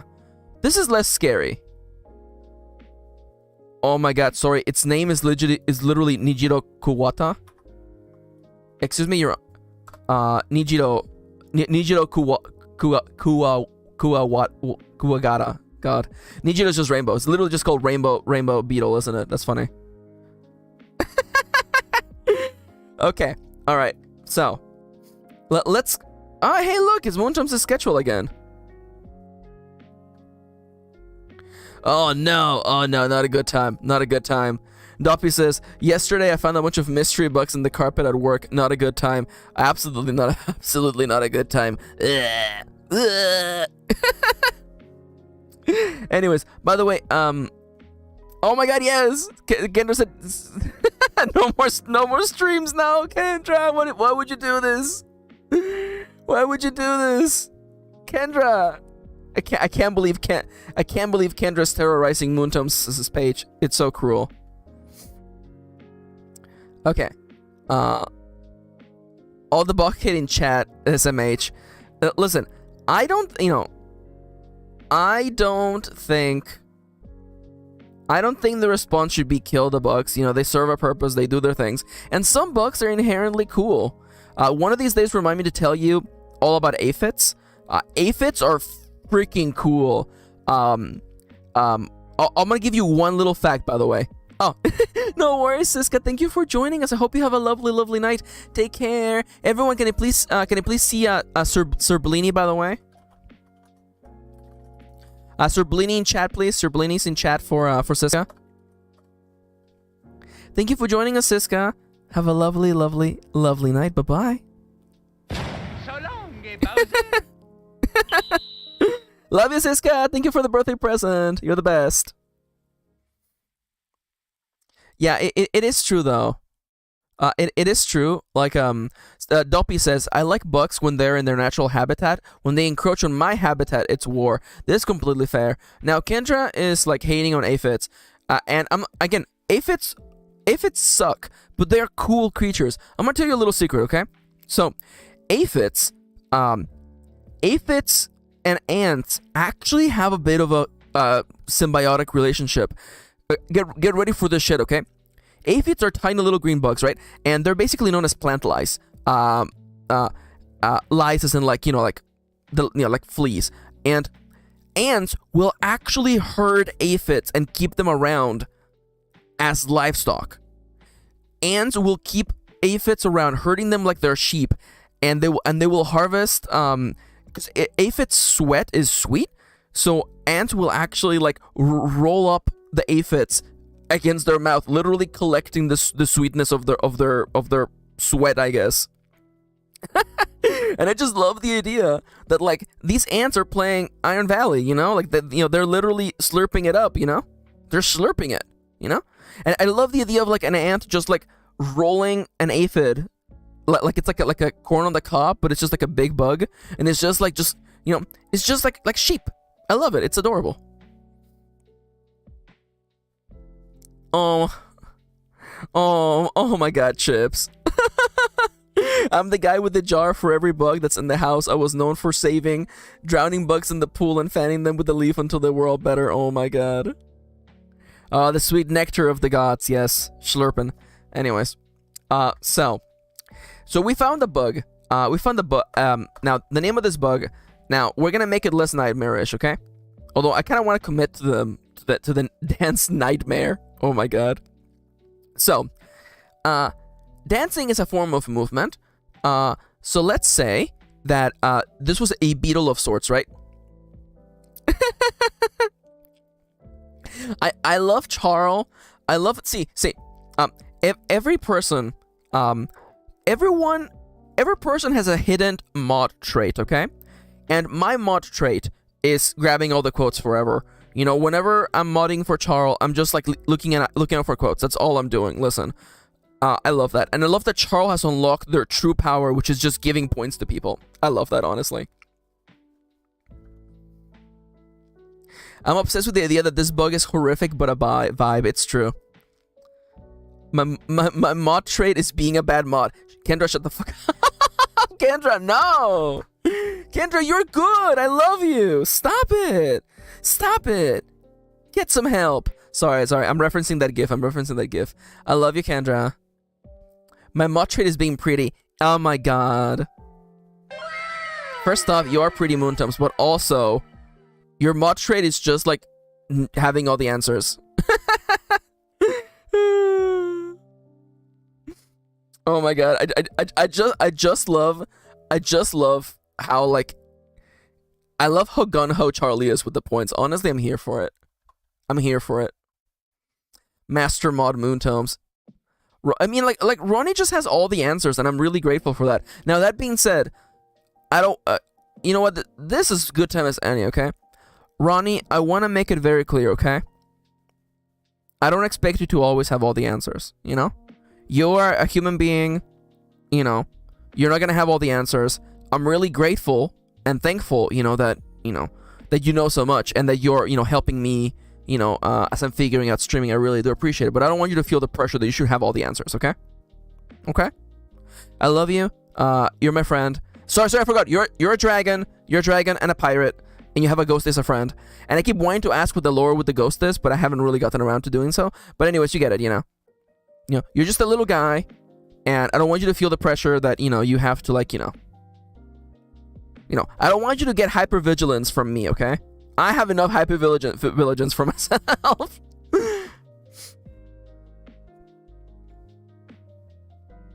Oh, the lore's on your Tumblr or site. Okay, I need to look that up.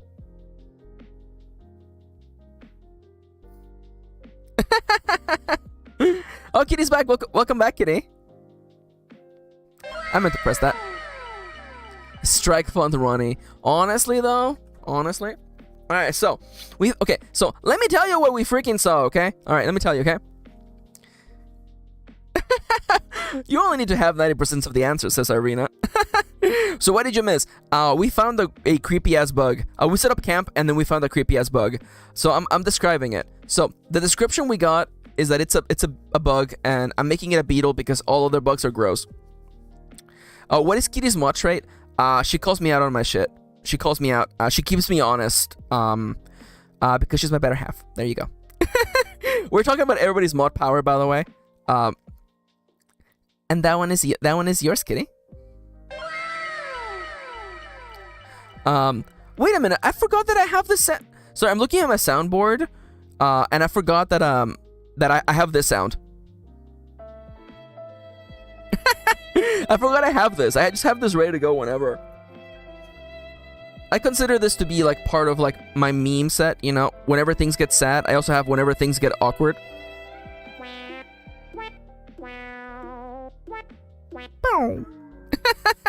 So good. Yeah, that one is just for the nuzlocke deaths. You're absolutely correct. Anyways, so as we're walking in the forest, again, the forest is very well groomed. You know, there isn't a lot of like bushes and stuffs. We do kind of make it towards the forest proper when, you know, there's bushes and like, you know, the ground is a little bit uneven. You know, there's rocks here and there. The branches and the trees are a little bit lower, so we definitely, you know, are quite a ways from the camp. And as we're looking around for maybe like nuts or acorns or something we can carry with us, it is at this point that we notice. Let's literally call it the nightmare beetle.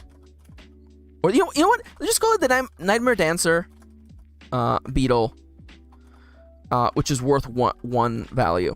So, the nightmare dancer beetle gains its name not only because it is a pitch black beetle. Much like, you know, once you close your eyes to go to bed, you know, you're surrounded by the darkness behind your eyelids. Nightmare dancer beetle, yes. And this beetle takes its name, its dancing name, from the way that it sways on the bark of a tree as it climbs it. It's kind of graceful, you know. Beetles move relatively slowly normally, but this one kind of like sways as it climbs up. It has a really like oscillating, almost kind of like movement system with like its limbs. Now, this setting is science fiction, so let's make it a little bit more science fiction-y. It has like 10 legs, and I'm gonna say that being a beetle, it actually has a horn, and I'm gonna say, because you know nightmare is supposed to be scary. Let's just say that it has like a stag-like horn that spreads out and breaks up into several pointed ends. It is actually quite a scary being. Thankfully, I'm going to assume that that Aurelia has some information on bug gathering. They might have done some of this on the way to Stone Summit. And even though nightmare dancers are incredibly terrifying, they are also still beetles, and beetles are kind of dumb. So I want you to imagine that this bug is like swaying as it's climbing the bark. And by the way, in case you're wondering, it's the size of a football. Okay, this is not literally like 2 inches long. It is the size of a football, and I want you to envision that Aurelia, you know, extends their arms and they just grab it. They just grab it from the sides, and the beetle, like it keeps moving its legs, like it's trying to keep climbing. It notices that it has ceased to move. It kind of like moves its little like horned head from side to side, and then relaxes. And it's like, I guess something is happening. And then instead of wasting its energy, it just decides to stop moving its leggies. And it is right at that point where this sound plays. You caught a nightmare dancer. Can I get a stupid Animal Crossing pun for this? A nightmare dancer? Do you think it knows tap dancing? And there you go. There is your awful like quote from when we caught a nightmare dancer. So we have this little boy now. We're not gonna put him in our pocket. I feel like we literally just carry it under our arm. And again, beetles are very, very, very dumb. So we have now a beetle with us. I'm gonna assume that this little guy is like the dumbest little guy of all time. So time passes, by the way. That's part of gathering in this way. It's friend. I bet that emoji is not gonna show up. Oh my god, yes. Oh my god. You caught a nightmare dancer. Did you save one for me? I love that. I get it. Save the. I get it. That one's really good, Sidonia, honestly. If Charles is still in chat, Charles, could you please give Sidonia some points for that?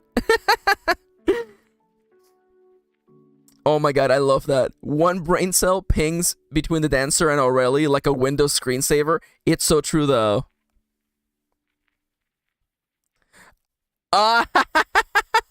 That's funny. I love that. Who the hell is Sidonia 100? That's so. I love that. Thank you, Streamlabs. Alright, so time has passed. When we finally make it back to the camp, I wonder, we could do some more searching, actually. You know what? Let's do some more searching. Let's search again, honestly. I feel like we're already in the forest. Might as well just find something else. So I'm gonna leisurely search for more things again. So we roll again on the oracle table to see what we find. 27. That's my lucky number, baby. 27. It's a wild crop. We found a wild crop. Oh, hell yeah. I love this. Okay. Let me go to the wild crop. Oh, Charles is heading out. They have a bunch of stuff to do before the stream, and that is completely okay. No worries, Charles. Thank you for coming today. Ooh, what is Charles' favorite emote? What is Charles' favorite emote? Ooh. I mean, I'm gonna. You know what? You know who we don't see very often here? We don't see Blub Dance around here anymore. So let's spam a little bit of Blub Dance for. Let's just spam little guys for my favorite little guy. Thank you for coming, Charles. I hope you have a lovely day, and I hope you have a lovely, lovely, lovely stream. By the way, Charles is streaming at 3 p.m. my time. Bye-bye. So long, Bowser. Oh, it's the mice. Of course it's the mice. I'm so silly. Duppy, you're so smart. Duppy, you're so smart. Of course it's mice. All right, where was I? Oh, yeah, we're going to roll on the crops. Okay, so I'm going to hope that I actually set up the crops. Crops. Also, Rat Jam! You guys are so right. Okay, so let's roll once again to see what crop we get. I meant to say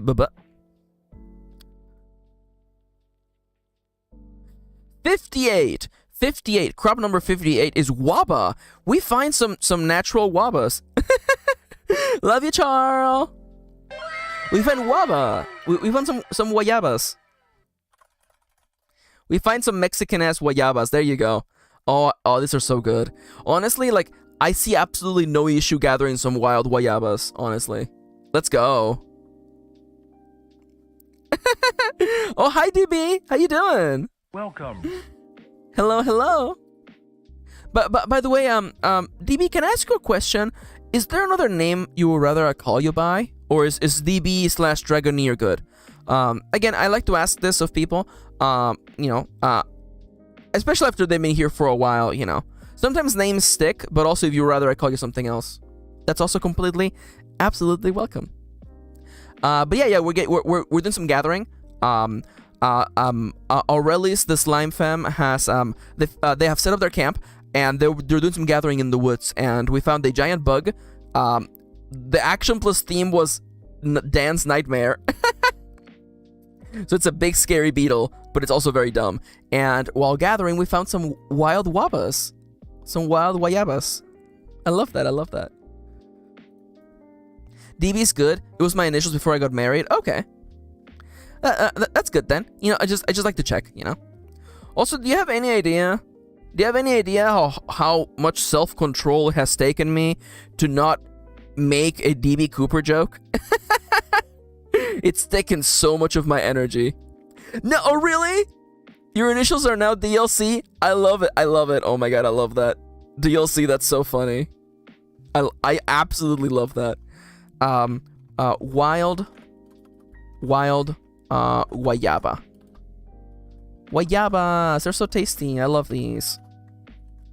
I love that, by the way. Chip says, I almost went there.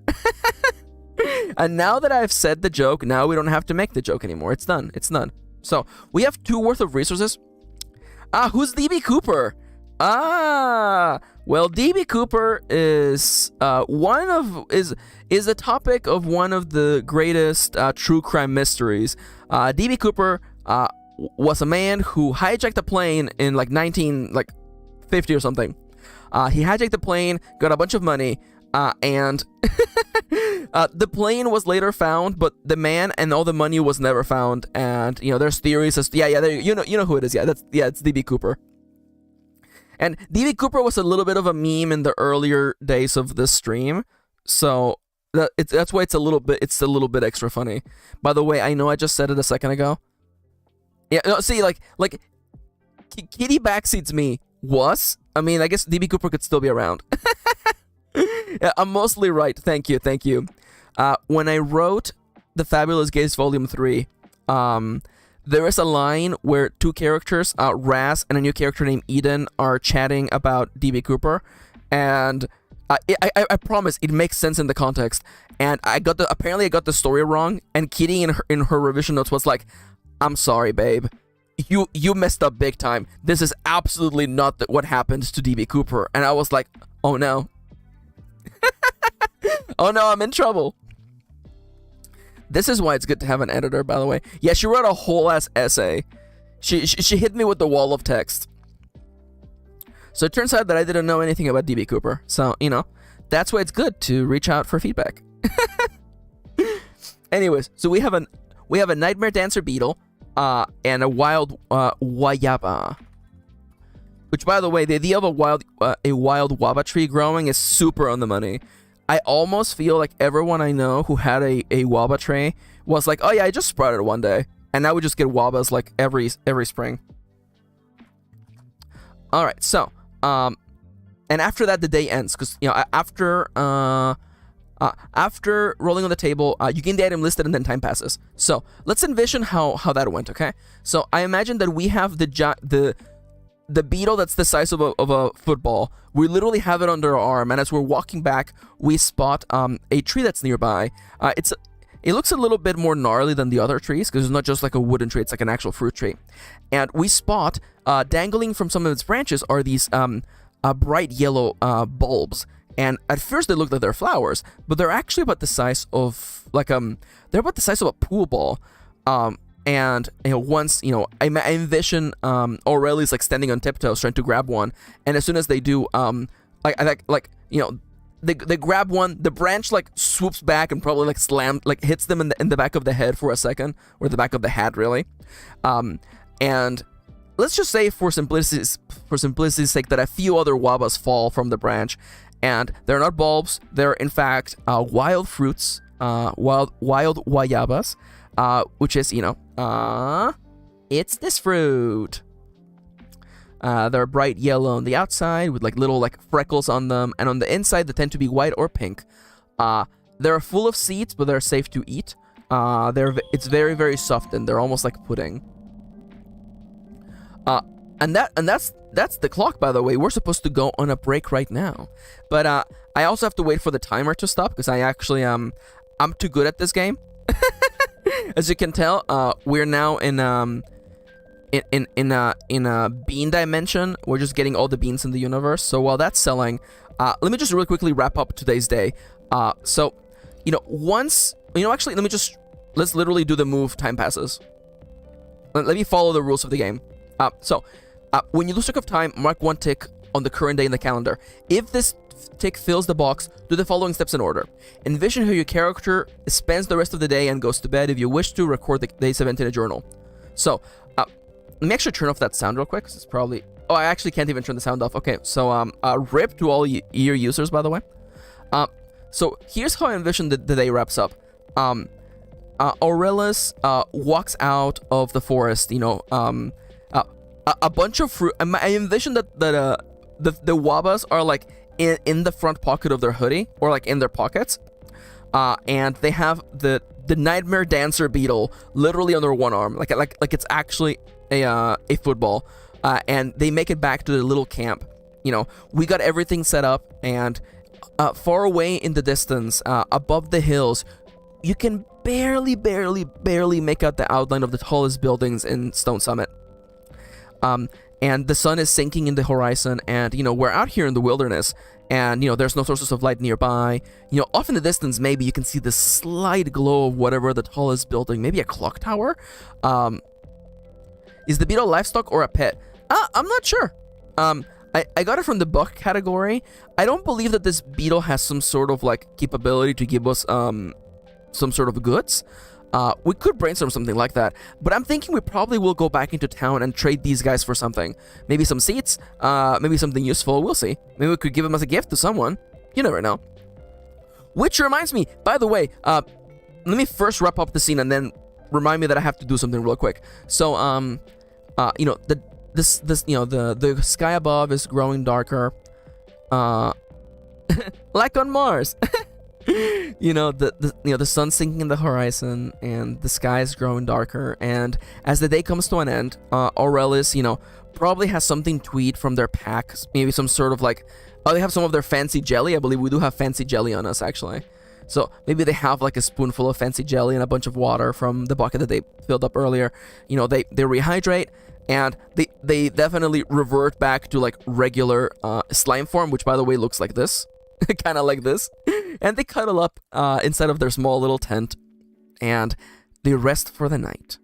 Now, during the break, everybody get up and stretch, by the way. Get up and stretch. But during the break, we need to roll what Peridot's likes and dislikes are, by the way. Or likes, favorite items are, by the way. We did not do that. Oh my god, I have 1,638 snails. This game is getting maxed out, boy. Can I max out? I might be able to max out the entire game right now. Okay, not quite maxed out, but pretty much maxed out. Okay. Now, what's a good thing to grow right away? It's rainbows. Okay. One rainbow. A bunch of hearts. There we go. And then plant this, and I'm going to get up and stretch. Okay. Get up.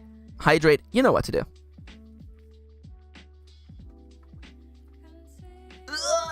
Oh, God. Oh, by the way, we have max points now on the stream, so just by chatting and watching, you will be passively earning max points, and I will be setting up redeems maybe next week, maybe the week after that, so you will be able to redeem those points to make me do things, to play sounds on the stream. There will be a redeem to make me drink water, a redeem to make me stretch, get up and stretch. I'm thinking that it'll be kind of funny if I have like a redeem that forces me, like, if you spend like X number of points, you can make me like run in place for like 30 seconds or something. Because, you know, as someone who works at their desk all day, I could use with more activity. So it would be kind of funny to be like, you know, I'm redeeming 200 max points to force Max to, you know, run in place for like 60 seconds. And by the way, if you have ideas for redeems that you would like me to set up, please definitely do scream at me. Or you know, quietly whisper into my ear what you think you would like me to put in. Cause, you know, something you think to yourself, right? You know, oh, I don't want to bother Max with my ideas. Give me your, just, you know, I can't promise I'll put everything in, but, you know, you can't get your idea in if you don't tell me. God damn it, Irina. Redeem for yoga pose. I don't do yoga, but I guess I could start. I guess I could do yoga. The funny thing is that, like, you would just hear me, like, screaming as I'm, like, bending. But honestly, you know, I guess I probably should do yoga. I should do more body stretching. Literally, like, my back cracked as I settled back into the chair, so that's how you know.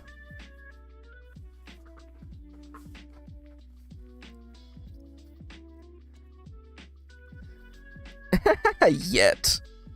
I don't do yoga. Yet. Got me. Okay. So. Let's follow the steps of time passes, by the way. Oh, crap. No, I forgot. Where is... Okay. Favorite resource, okay? What is Peridot's favorite resource? It is milk. Peridot just loves milk. Let me go write that down. Favorite items. Also, when are we getting a max guided meditation? Maybe soon. I have this whole meme. Maybe I'll do it for like April Fools, because like I have like a bad meditation that I keep wanting to make into a video. But I could also make like a real-ass meditation. I do meditate, and I do find it very, very rewarding. And I do want to say, because I feel like I have to clarify this, meditation is not a religious thing. It's just literally a thing that you can do to, you know, calm yourself down, you know? Have a moment of reflection, a moment to slow down your brain. I find that to be incredibly useful. Did you make more oracles, asks DB.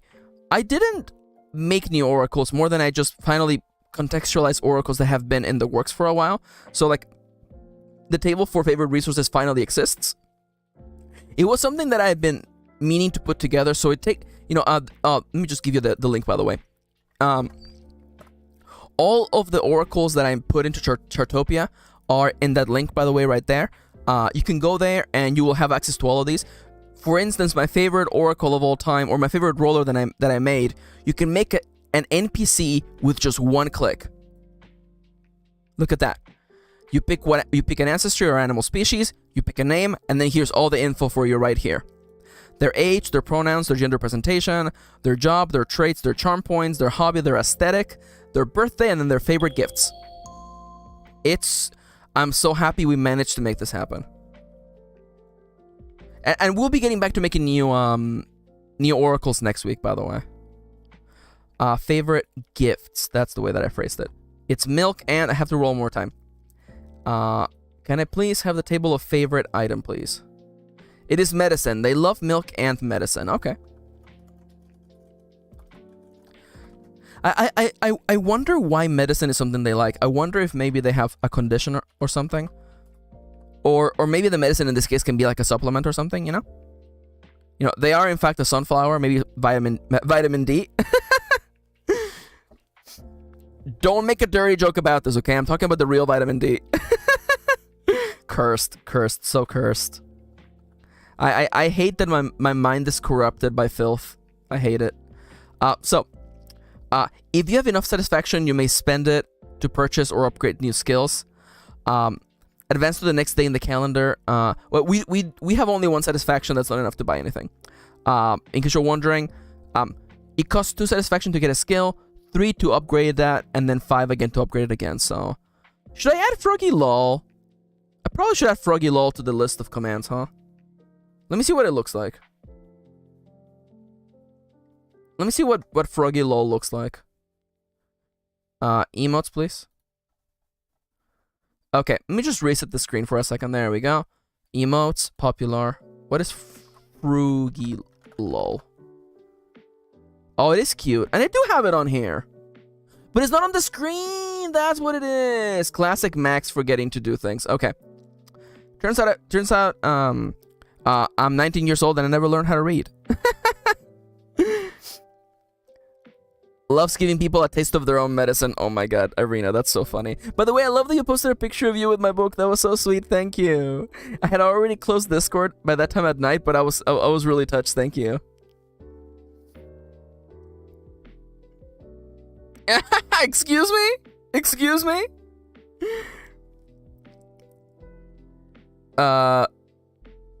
Kitty, I have a question to ask. Which CEO was it? Was it the one with blue hair or the one with not blue hair? Which CEO said that? Kitty says, "My CEO, please go to my apartment and help yourself to my pork chops." And Kitty just... Who was it? It was the one with blue hair. Okay, so it's not creepy, okay. That's weird. Oh, that's awesome. That's I love that, Arena. Thank you. Do you want to, instead of going to dinner, you want to just crash her apartment and just steal her food? Not creepy, just weird. Oh, definitely weird. Not funny, haha. Funny as in weird. Yeah, just break into my house and steal my food. Who do you think I am, Kramer from Seinfeld? Jesus. Your CEO wants to live a sitcom. Oh, what's the deal with with asking people to break into your house? Okay. I have a whole... I was gonna do a whole thing where I'm like, actually, I've set up my house to be an escape room and I want to test it, so I'm inviting you with the promise of pork chops, but that's too silly. Let's get back to the game. Not really, but I might bring them down because they left them on the counter, not in the fridge. Oh my god. Oh my god. Question: is your CEO giving you the key to their apartment? God, these people are wild. They're like, here's the key to my apartment. Here's the code. Just go in there and could you please put my pork chops in the fridge? Jesus. Oh my god. Oh my god. I'm losing my mind. It's for another day. It's just, you know, for working at the Pokemon Center things sure are wild, you know? You wouldn't think so walking into the Pokemon Center and, like, you know, you see Kitty wearing, you know, her Nurse Joy outfit. And you're hearing, you know, da da da da da da da da.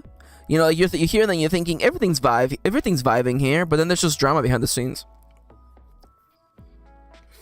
Oh my god, Arena says, just be safe, come to my apartment for surplus pork chops. Does seem like the setup for a Netflix horror movie. Apparently that is, in fact, the movie Fresh 2022. I trust Kendra, because Kendra knows about movies, and I don't. And Divi said, my cousin went home with her boss, female once, but the town got torn up by a tornado, so, that's how she found her husband. I love that. That's actually really, really funny. Sometimes things work out. LOL, they're leaving, so no one's there at least. Oh yeah, it would be way creepier if there was someone at the house when you're breaking in. You know, I'm gonna tell you, you know, number one tip, okay? I learned this one from Moontomes, because Moontomes, notorious air pirate. Moontomes taught me how to do crimes, and Moontomes was like, step one, don't let the people be home when you're robbing them. And honestly, like it's good advice, you know? Not a lot of people know this trick. Boss was his stepmom. Oh my god. That's funny. I love, oh my god. Yep. I love Frugi Nodders is so good, by the way. I love it. I have to turn off Steam notifications because it tells me that Charlie's playing Pommel Farm. Okay, let me make a note.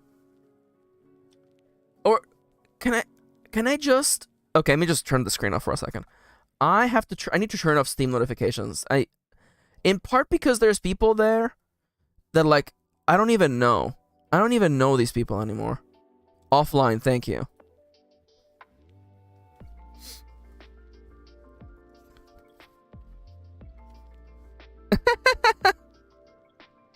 That's also fair. That's true. You could also use the element of being surrounded by a bunch of people. It's true. Oh my god, Kendra. Oh my god. I can't believe how specific that movie is. Yeah, you just don't forget to eat the pork chop. It's true. That's fair. Steam. Remove. Auto. Online. Notification. Thing. I'm sure Max from the future will be able to read that note. Also, you know what?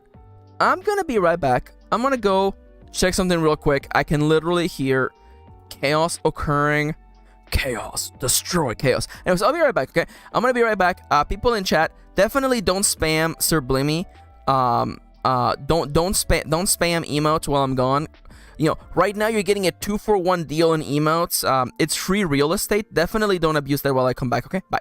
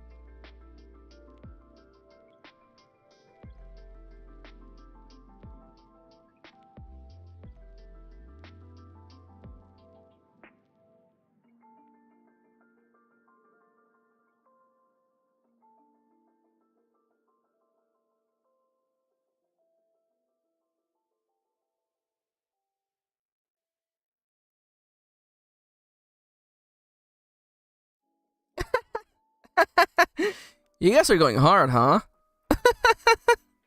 Hello, I'm back. Thank you for all the emotes, by the way. Kendra, I'm pretty sure the meat emoji doesn't work. That emote is really, really new. I would say probably from a few years back. Oh my god, I love that the hamster emote works, by the way. I'm so excited. I want to finish that outfit next week so I can start wearing it. Yes, Hamtaro!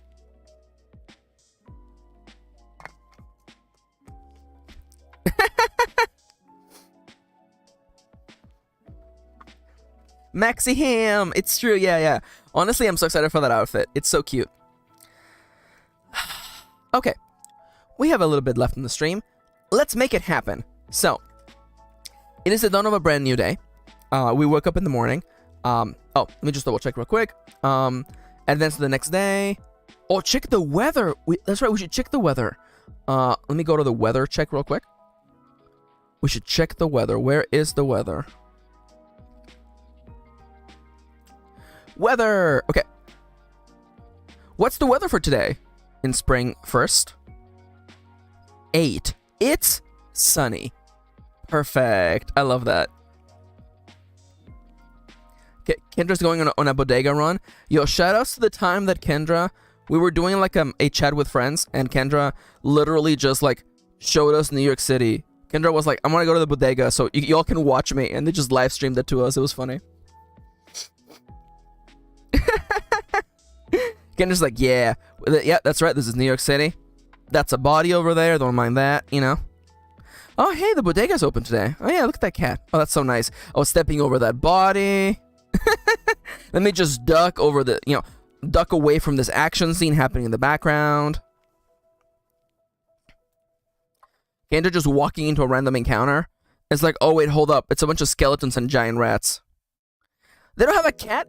Aren't you legally required to have a bodega cat? Why else would you call it a bodega if there's no bodega cat?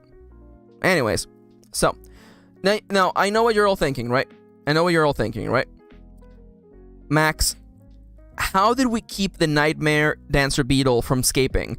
And I already know what we did, okay? We were camping near this very well-groomed tree, and we tied a tiny little cord around the tree, and then we tied it around the beetle. And the beetle kept trying to escape, then gave up, and just curled up and slept. So the beetle has not left us. It has not run away. The wabbas are in a retractable bag that we were keeping. Like a reusable bag kind of thing. You know what I'm saying? Yes. We definitely should have a call soon. Yes. Also, we should do that stream where you play Chrono Trigger and I tell you what to do. I feel like that would be very, very good for us. Anyways, yeah, so we have the wabbas in a little bag, and we have the beetle is tied up to a tree, and we get up, we return back to a more humanoid form, no longer just a little slime ball. We reform into our clothes. Our clothes are not made of slime. We literally just we expand in slime form into our clothes. You know what I'm saying? Don't worry about it, okay? And I feel that now that we're here in Stone Summit, I feel like it's a good time for us to actually go to town. I feel like we should go to town and see how things are in Stone Summit. We have heard a lot of things about this place, and maybe we'll have a chance to learn about the arcology. It's an old piece of technology, so we should find out more about it. How it works and what purpose it actually serves here. So I feel like the first thing that we're going to be doing, we could be doing this as part of learning this history of the arcology, but I'm not sure about that yet. Curled up like a cat inside the hoodie. I love that. I love that, DB. That's so good. Yes. So how do I want to do this? I'm thinking, I feel like we can just walk into town. I feel like we don't have to do a roll for walking into town. It's not inherently difficult. We've already done tons of walking. So I believe that we can just describe how we get there. So we follow the path of the river up the little valley into the nice huge rolling green hills until the area surrounding the river, or around this side of the river, gives way to a little bit of a cleared road, I guess a blazed path. You know how people walking a certain direction, they just end up like, you know, creating a road just with their feet, you know what I'm saying? So to further clarify what I'm talking about, we get to a point where the river gives way to a bridge.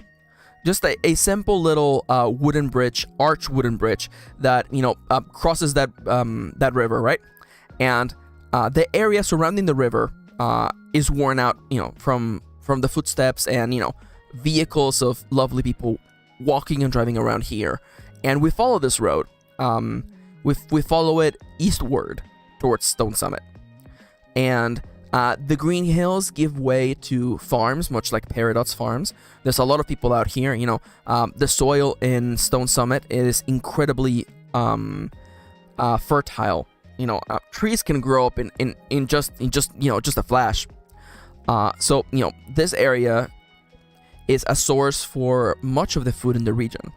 And, you know, Stone Summit also being, you know, fully self-sustained is kind of a cool feature of it. And these kind of farms give way to smaller buildings, you know, residential buildings, and the architecture here is old. Since we're playing a science fiction version of Iron Valley, let's say that I'm envisioning them to be like the buildings in like OG Star Wars. I'm thinking like, you know, A New Hope. You know, I'm thinking like the buildings are like domed. Also like Capsule Corp from Dragon Ball. You know, like the buildings are domed, but their surfaces are not pristine anymore. You know, they're worn with time, and there's little vines growing around them here and there. It almost looks like as though they themselves are little hills. You know, the little buildings, and the space between, you know, there's no clear blocks. The floor beneath eventually gives way to a kind of concrete. Some sort of device or machine created this road, and it's in good condition, but, you know, it has seen better days. You know, what must have once been a perfectly pristine slab road now shows the wear and tear of countless years, if not hundreds of years. Again, the buildings here look old. And yet, the place is very well lived in and very well taken care of. Much like the forests nearby were groomed, so is like the little patches of wilderness in Stone Summit. I envision there being like, you know, little parks here and there where they're very well groomed. You know, no overgrown nothing. You know, the trees have no low hanging branches. It just has a really, really nice vibe. I envision that as we're walking, we stop and we look at one of these like rounded dome-like houses, you know. And as I mentioned earlier, you know, there's like vines growing, and yeah, there's vines just growing around the archway that leads closer to the house. And, you know, I imagine that outside of the houses, you know, because even though it's sci-fi, it doesn't mean that everything has to be sci-fi. You know, there's still people. I envision that even though people can probably 3D print like container boxes, it's still probably easier just to make a barrel. You know what I'm saying? It's easier to just, you know, treat some wood and make some sort of like iron casing and just make a barrel. You know what I'm saying? So even though this is a quite futuristic house, or retrofuturistic, I guess, outside of it, there's a couple of like wooden crates, and we see like a wooden barrel. And, you know, quite a few other, you know, signs that people do in fact live here. And probably as we're staring, the door of this domed house flies open, or like, you know, opens up inwards, revealing, you know, a townie walking about. Let's say they have like, you know, a child hanging onto their arm, and, you know, probably a parent and their child going off to do some shopping. And as soon as we notice that they notice us noticing them, we turn away and keep walking. What is our goal? Where are we going exactly? Well, much like all settlements, Stone Summit clearly has some sort of form of government. A mayor we could probably ask for help or advice. Maybe some sort of representative in this region, and also merchants. We are in fact carrying the beetle with us and the little bag of wabas, and we might be able to trade some of these for something else. I do think first and foremost we should probably introduce ourselves to the mayor. So The other teacher wants the pork chops. Let's go. Let's go. Pork chop hype. Hell yeah. Good job, kitty. Make sure to gain satisfaction equal to the number of ticks of boxes that you filled up. That's funny. That's funny. All right, so I think first and foremost, as we walk into the center of town, what is the vibe? I'm gonna do a theme plus action. I want to know what's the vibe at the center of town. Debate bed. Debate bed. So people are arguing about something. And I would assume a bed is a place of rest. I'm gonna assume. Suspicious pork obtained. I love that, DB. So people are arguing about, ooh, the inn, says Kitty. Ooh, I love that. I actually really love that. Okay, perfect. So here's what we're gonna do, okay? So, as we walk into the main center of town, and we know that we're at the center of town because we can see the clock tower that we saw earlier, that was lit up even at night. In the distance, there's a tall clock tower, with an old mechanical clock. It's so retro. And it leads to this circular, I know it's silly to say this, but it's a circular square, you know, an open area where normally people would gather and hold celebrations or gatherings. And around this circle is the main buildings of town. There's clearly, just for simplicity's sake, let's say that the mayor actually holds their office at the clock tower. I feel like that just makes sense. And, you know, there's a shop here and there. Kitty! As I walk to the valley where I harvest my grain, I take a look at my wife and realize she's quite plain. But that's just perfect, like, for an Amish like me, who shuns fancy things like electricity. God damn it, Kitty. I can't believe I knew that much of Amish paradise just straight off the cuff. Let me take a sip of water. You're welcome. You're welcome. Okay, so once again, thank you, Kitty. So there's an inn, right? And I'm picturing, just for contrast's sake, let's say that this inn is actually a much more recent addition to the town. So I'm picturing, you know, like a more science fiction-y building. Instead of being like rounded dome-like, it has like it's like cube-like. It's cube-like with rounded edges. We're seeing a lot of like neon here and there. And I'm gonna assume, because of this clash between the old and the new, the argument that's happening is right outside. Maybe a patron is arguing with the innkeeper. Maybe the innkeeper is arguing with a member of a member of the government. Maybe something's going on here. I get the feeling, just, you know, I'm going with my gut feeling. People are not particularly keen towards. You know what? I'm backing down. I'm backing down because Iron Valley is about people welcoming one another. So I don't think the argument is we don't like new technology here. I think the argument is something personal, you know? So for simplicity's sake, I feel like it's just simpler and more fun if the argument is between the innkeeper and the mayor.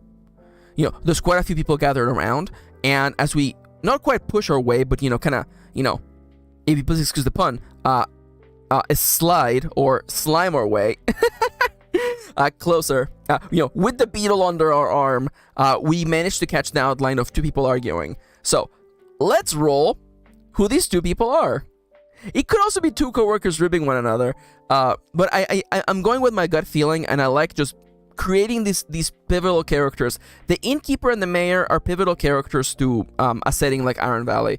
So let's immediately go here. So I'm gonna roll a townie. This first townie will be the mayor, but whatever job it gets, don't worry about it. Their job will be mayor. So let's roll on them.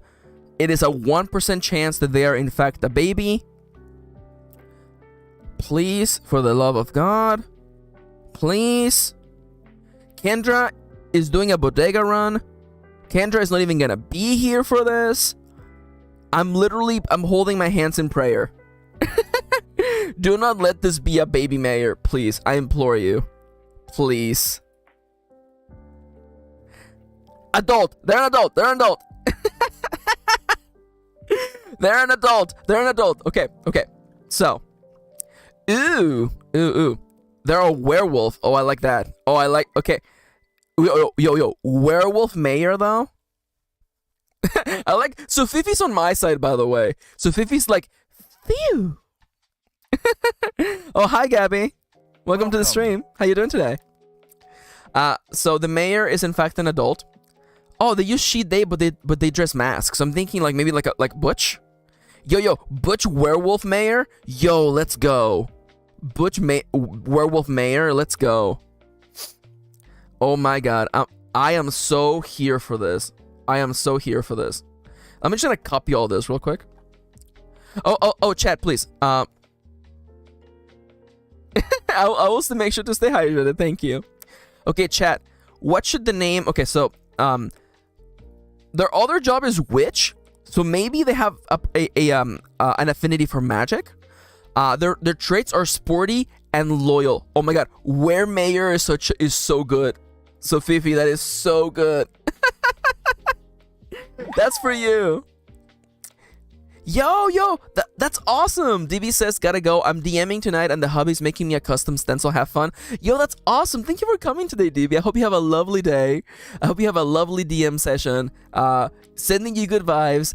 Bye-bye. Everybody, please post your favorite emoji in chat and spam them for DB as I shoot them off the cannon. Thank you for joining us today. Have fun DMing. So long, Bowser. Oh, Moontoms already knows, by the way. So, their traits are sporty and loyal. So definitely like kind of like you know. Yes, Red Jam. I love Red Jam. I love that the crocodile also works, by the way.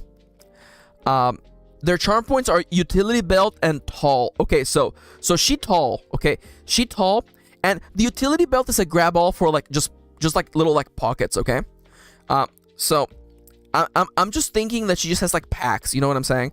Maybe she has like a belt with like little like magical components. I think.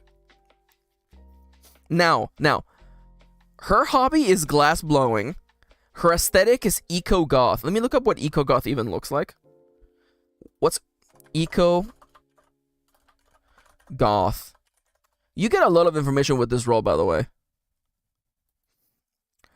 Oh my god. I'm sorry. Did Charles create this character? Eco-goth aesthetic is illustrated with examples like witchy marketing that fuses gothic fashions with scenic landscapes. Oh my god. Yeah, no. She's just wearing like a black, like all black everything. Like a black cloak. Okay, yeah. Something witchy. Okay, I'm kind of here for that. Witchy goth. Got it. Okay. I can make this happen. By the way, we're on break, by the way. Although I kind of took a break halfway through.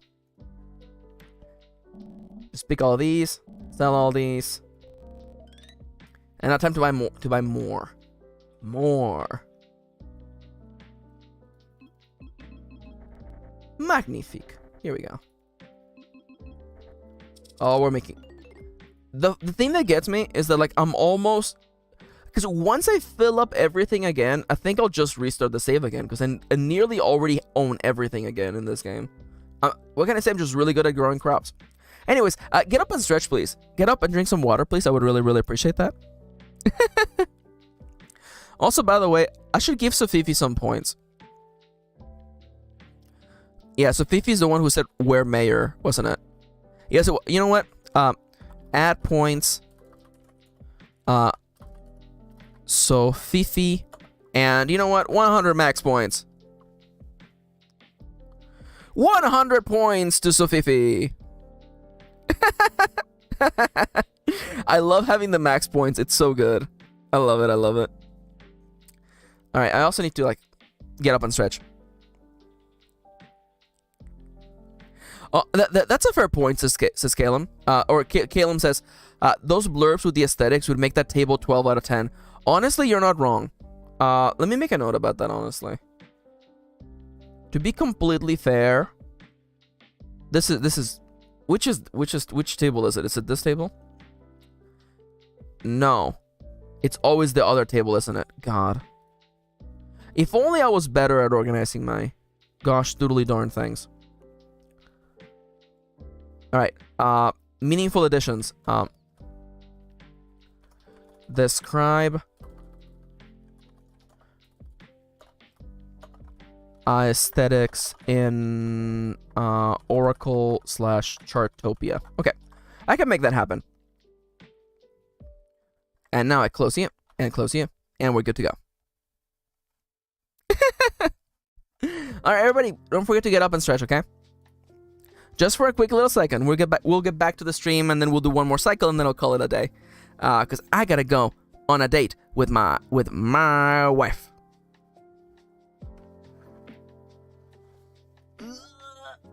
Oh, God. Don't forget to stretch.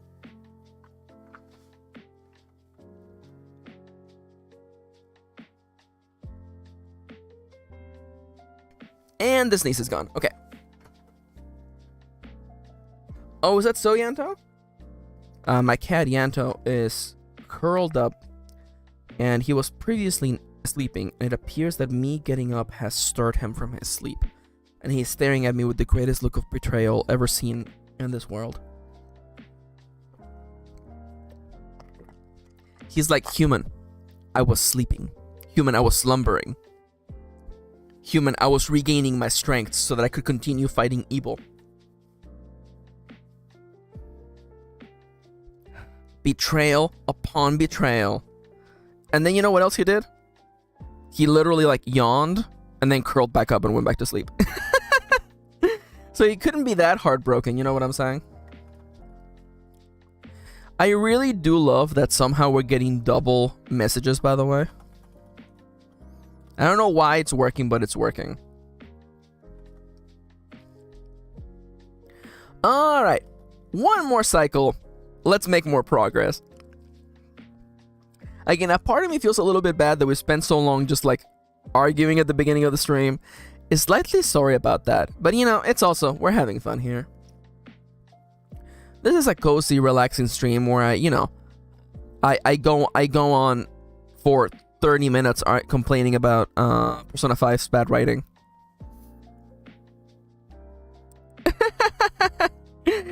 Honestly, I'm kind of hoping they never fix it so we get double emotes whenever we want. I feel like it only works with the actual emotes. Ah, Kendra! Kendra has returned! Welcome. Kendra, we are rolling up new characters. The mayor and the innkeeper are arguing. Yeah, but I feel no shame about that. Also, Chips, if you want to play Monhun, like, hit me up. I will literally explain everything to you. We might even play on stream, honestly. God, I love Monhun so much. Alright, so, let me just write down literally everything I know about this character.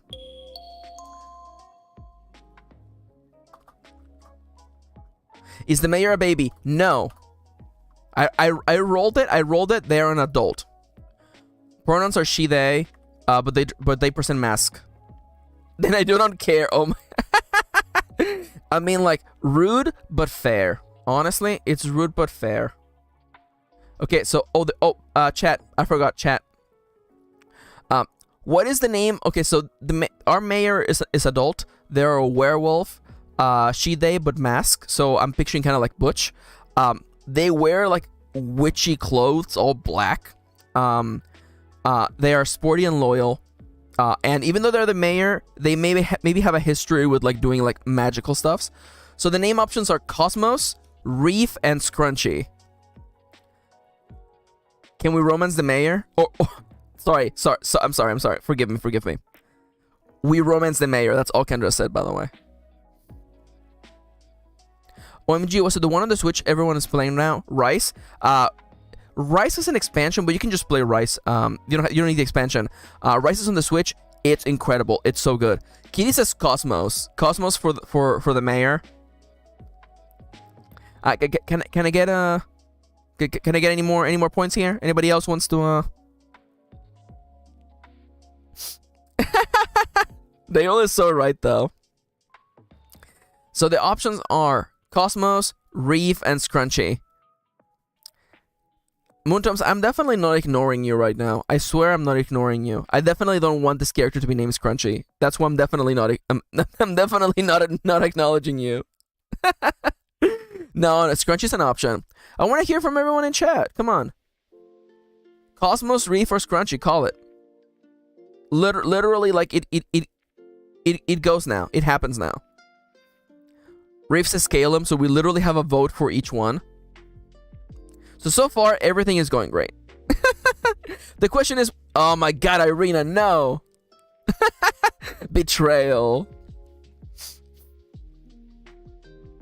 You know what? Well, you guys argue that. I'm gonna make a bet real quick, okay? The new bet. Okay. Will this NPC be a baby? The option is yes. The command is yes. Yes, baby. Yes. And then the other option is like no, baby, and it's no. Oh, I want to try doing a bet. Oh, what should the payout be? Okay, well, it should definitely be more than what you bet. Although I kind of want people to be able to like literally make 1,000 points just from this, but whatever, it's fine. Matches her aesthetic. That's fair. I don't know the question, but Scrunchy was the answer. Oh my god. I'm so mad. Honestly, you know what? No. No. No, that's it. I'm actually, you know what? I'm pulling I'm doing an editorial edit at this moment. Her name is Cosmos. Their age is adult. Their pronouns are she, they. Gender presentation is mask. Job role is mayor, but formerly witch.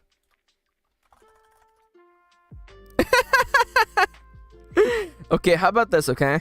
No. I feel like I just feel like Cosmos would hate being called Scrunchy. I look at this character and I'm like, this character would hate it. Oh, their birthday's fall 22nd. When is our birthday? Yo, you'll notice this, actually? Peridot and Cosmos are like back-to-back birthdays. That's dangerous. I don't know if I like that. So traits, she is sporty and loyal. She's tall. Her aesthetic is eco-goth, and her favorite gifts are milk and tools. She just loves the milk.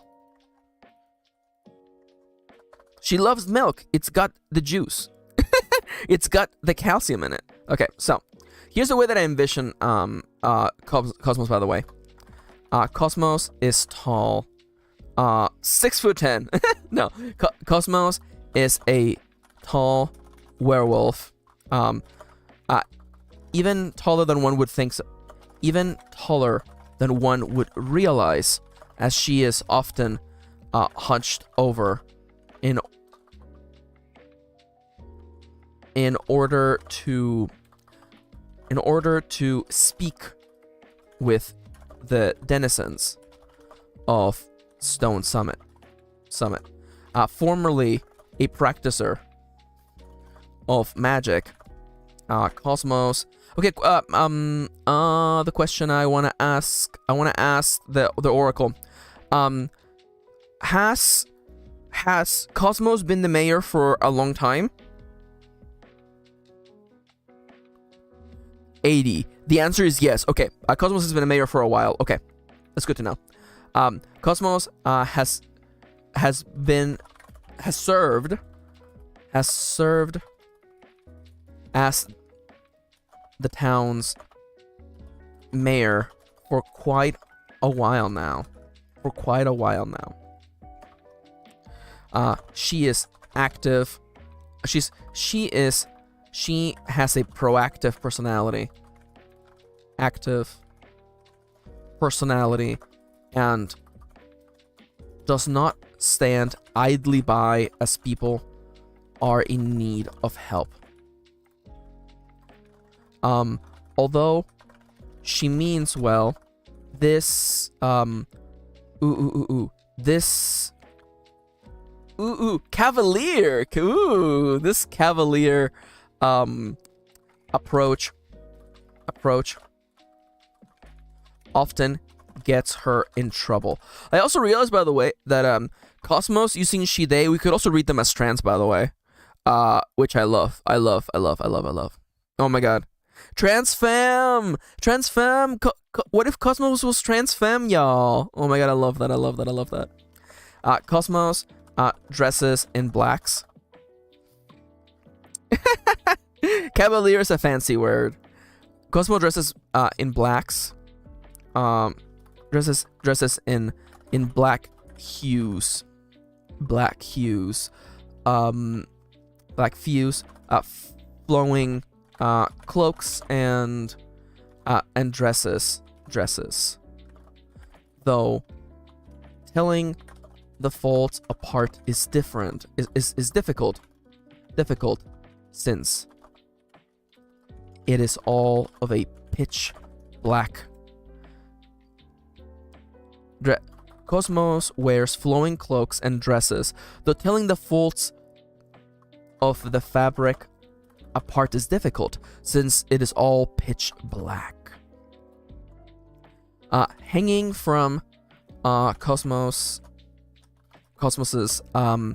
waist is a belt full of tiny, full of packs, which are set to contain magical reagents. Thank you, I mean, you're completely free to borrow them, by the way.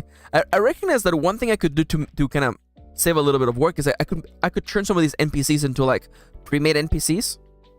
And again, I'm just going with what, I'm following my heart. This is the way that I'm envisioning this character.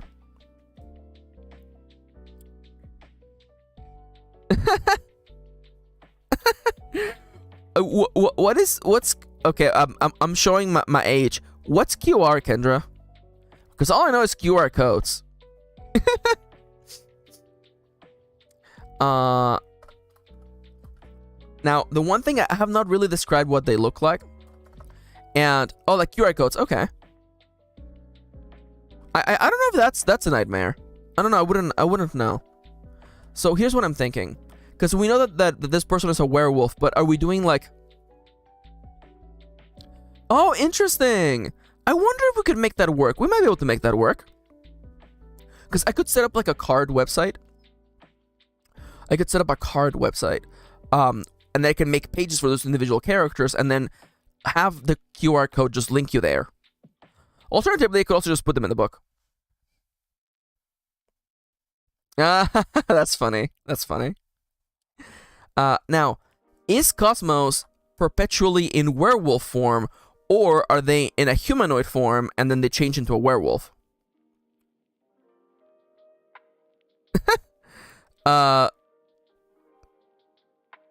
So, you okay there, Sofifi? That's what it was. For a hot second, I'm like, did Sofifi just get hacked? No, it's okay. That's adorable. I love that. I love that. Cats. Oh, you know what? Actually, the emote that I should have put in was typing, actually. That's the emote I should have put in. I love cats. They're precious. And there's all the emotes there. There we go. Oh my god, Kendra. Oh my god. Kendra says, I told my sister I haven't been cheating in Animal Crossing. And she went, yeah? What about your illegal stitches? Damn. Destroyed. Holy crap. Now, I'm just because I want... Wait a minute. Tall goth? Tall goth trans femme? Hell yeah, hell yeah, Caleb. I can make something like that work, I think. So I'm actually thinking, although a werewolf. I didn't want to say it, but this is like so Siska. Although Siska doesn't wear all black, apparently. I keep thinking that Siska wears all black. Maybe I'm just projecting because I'm the cousin who wears all black. although a werewolf, a cosmos is most often in humanoid form, where they have long black hair. Did I remove Ayaya? I don't think I did. Wait a minute, did I remove Ayaya? I did remove Ayaya. I'm sorry. I believe, yeah, I'm sorry. Yeah, Ayaya has been removed. I know. So Chip says, we see Siska's funeral fit once, and that's the image we see when we think of her. It's so true, though. Honestly, it kind of slays. It kind of, like, you know, that's such a good outfit. It's so good. Yeah, we really don't have, like, a laughing emote, huh? I gotta bring in, what was wrong with Ayaya? Actually, nothing was wrong with Ayaya. But I kind of just cleaned the whole, I just cleaned everything, you know. I restarted the whole process, okay? And I will bring Ayaya back, I promise. Ayaya, I'm writing it into my notebook. It's going in there. Bring her home. I'm sorry, okay. I don't have the range to sing that song. Yeah, you see, Frugy Nodders is so good. Honestly, I feel like you guys are sleeping on Frugy Nodders and Frugy Nopers, honestly. I love him. By the way, Moontums, I'm so sorry that I have yet to add Frugy Lol. I will add it. Max says, remembering that I didn't write that down. Frugy LOL. There we go.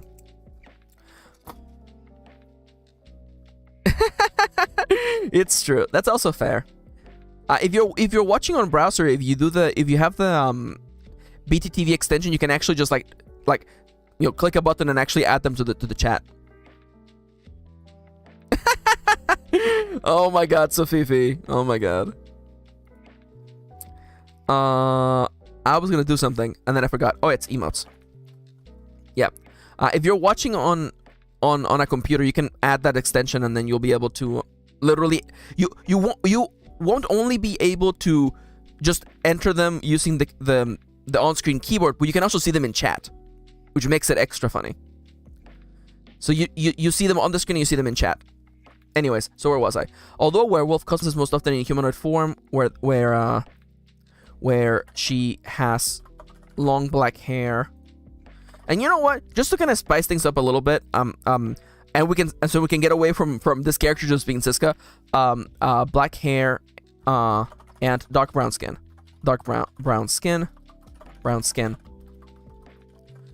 She wears black lipstick and and lots of mascara.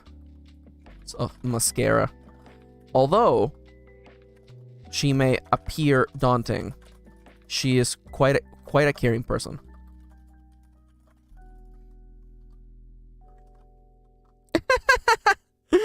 Not me, the mobile scrub loser. It's okay. Nothing wrong with watching on mobile. Yeah, almost Siska is still pretty cool. It's true.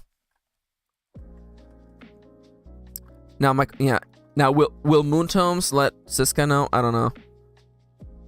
Is Moontomes gonna be like, by the way, Max basically made Siska as a character? I didn't. The dice made Siska. This is not on me. It's not on me. It's not my fault. Ooh, Emerald Mascara. I do kind of like that, actually. Lots of... You know what? Let's go with that. Emerald Mascara. Okay. Of course, I feel like I never make enough progress, but it's also because we're having fun, honestly. It's fine. Yeah. And now, let's roll again. This is gonna be... Cosmos. Man, it also doesn't help that Cosmos starts with the letter C and it's 2 syllables, just like Siska. It's too unreal. It's too unreal. Oh my god. Maybe people call her Scrunchy because she actually has a scrunchie. I feel like that would be cute. Some people call her Scrunchy because of the hair garment she wears. She does not like this nickname. Oh, that is true. That is true. You're absolutely correct. You're absolutely correct there, Moontoms. You're absolutely correct. Yeah, sorry if that was read differently. You're absolutely correct. Honestly, the mask presentation kind of like fell by the wayside, so I'm literally gonna do this. There you go. There you go. Honestly, as you brainstorm characters, their you know, the way you envision them changes, and I feel like this character has changed. And I'm also the game. I'm the person running. I am the game. I am in charge, and I do whatever I want. By the way, Kitty, it's Froogie love. It's Froogie, not Froggy. I know it took me a while to. Even today, I'm just like, who's this man? Froogie. Anyways, so I want to roll who the innkeeper is. So we're gonna roll again. Chat. Not a baby. Please do not let Cosmos be arguing with a baby. I implore you, please. Also, yes, are we going to romance Cosmos? Maybe, we'll see. Please do not let them be a baby. That's all I'm asking for. I am on manifesting. People in chat, they want the baby, but I don't want a baby. Please don't. Please, please. I would be heartbroken if we learn that the mayor of this town is arguing with a baby who's running the inn at the inn. It's a 1 in 100 chance. I'm gonna roll it. 3, 2, 1. Young adult. Young adult. Young adult. We're safe. We're safe. Yo, we actually rolled human? Holy crap. We actually rolled a human. Oh my god. Oh. I'm sorry, Moontomes. Rip baby enjoyers in chat. It's a human. That's funny. That's like a 5% chance. We'll find our way to win. I'm sorry that I keep disappointing everyone. Now, he, him, who presents in other. So I'm thinking this person is very much gender. There's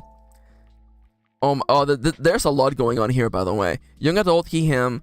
They're the innkeeper, but they may or may not have had something to do with the graveyard. We'll see. Their traits are they're outdoorsy and brooding.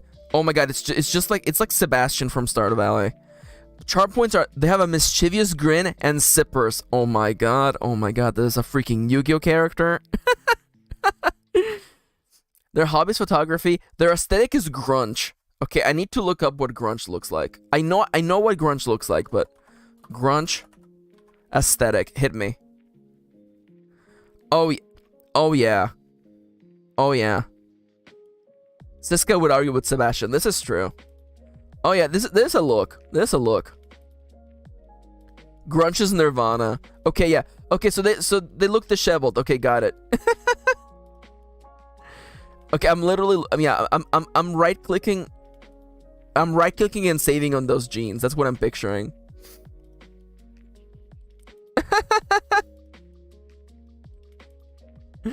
Oh my god, that's so funny. Kendra sent our own tweet to us earlier today that they were trying to send it to a friend. I love that. All right, chat. So let me just copy all this. They love flowers and food. Oh, they love flowers and food. They're gay. They are gay. Oh my god. They just want to eat. I mean, who doesn't? Okay, that's fair, Kitty. But this person really loves food. You know what I'm saying? It's like some people, you give them a bag of money and they're like, oh my god, finally, my dream. But this person is like, yo, what about, can I have, what if we give him the last chicken nugget? You know what I'm saying? That's so soft. Soft? Like soft? I love that. All right, so chat, can we please get a name? Can we please get a name, please? Ma'am, please, can I please have a waffle, please? So Ghost asks, do we roll for a specific type of food? Not necessarily. What we know is that, oh my god, Moontomes, don't say raspberry. they just love cooked food in general. So it can't. It's not. They don't just like apples. They like cooked food. It has to be like something that has been properly prepared, even if it's just a salad. So you have to make it through crafting. You know, if we made like if we made them like waba jam toast, then that would be count as food.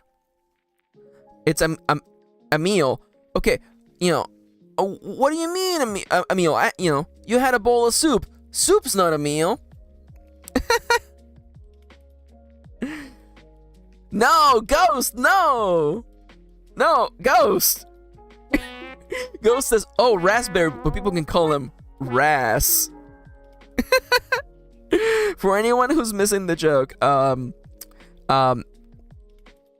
Hoshi's ex-boyfriend in The Fabulous Gays is named Raz, and his full name is Raspberry. It's a little bit too close on the money. So, Raspberry, Cygnus, or Tummy? What is his name? I swear to God, Moontoms is gonna hit me with freaking Tummy right now. I swear to God. I see it. Oh, I knew it! I knew it! Moontoms! Moontoms! I just knew it. I just knew Moontoms would do it. And Moontoms is laughing right now. You give me the Persona 3 joke answer, and you're laughing? You're memeing in my chat, and you're laughing? Thankfully, Cygnus won today, thank God. Okay, I'm sorry, I'm just like... Characters whose name starts with C and they have 2 syllables. Cygnus, Siska, Cosmos.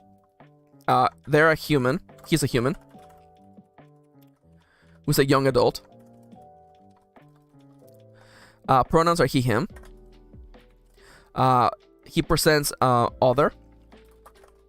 Honestly, you want to know... Thank you, Kitty. I love that. By the way, I think... Wasn't Sofifi doing... I think Sofifi did something really funny earlier. No, it was Ghost. Although Sofifi is also hilarious. I want to give Ghost... You know what? Add points. Ghost. You know what, Ghost? Take 100 max points for being incredibly hilarious.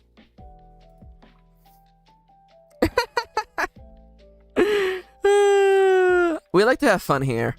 Job role is innkeeper. Innkeeper. You know what? Here's the way that I like to read it, okay? So, they used to do the graveyard shift at the inn, but now they're the one running the imp. And their birthday... Oh, crap. When is their birthday? Summer 15. They're a summer child. Summer 15. I don't need this. So, you want to know what I'm picturing for the gender presentation? Is that, like, Cygnus just looks like an otome boy. You know what I'm saying? He looks like he's from an otome game. You know? Like he, you know, he's not, like, overtly masculine. You know, he's like, cute and soft. I kind of love that. I kind of love that for him. He looks like he's from an otome game. And there's nothing wrong with that. Cygnus, previously worked the graveyard shift at... Ooh. I need a name. Okay, quick. Can someone give me a name for this inn, please? Can I get a futuristic science fiction-y name for this inn, please? We also have 3 minutes, by the way. I actually have to get going then. Worked at... but now is the current... is the current manager of the inn. And we'll learn more about him next time, because I realize we literally have 2 minutes. So in that case, you know what?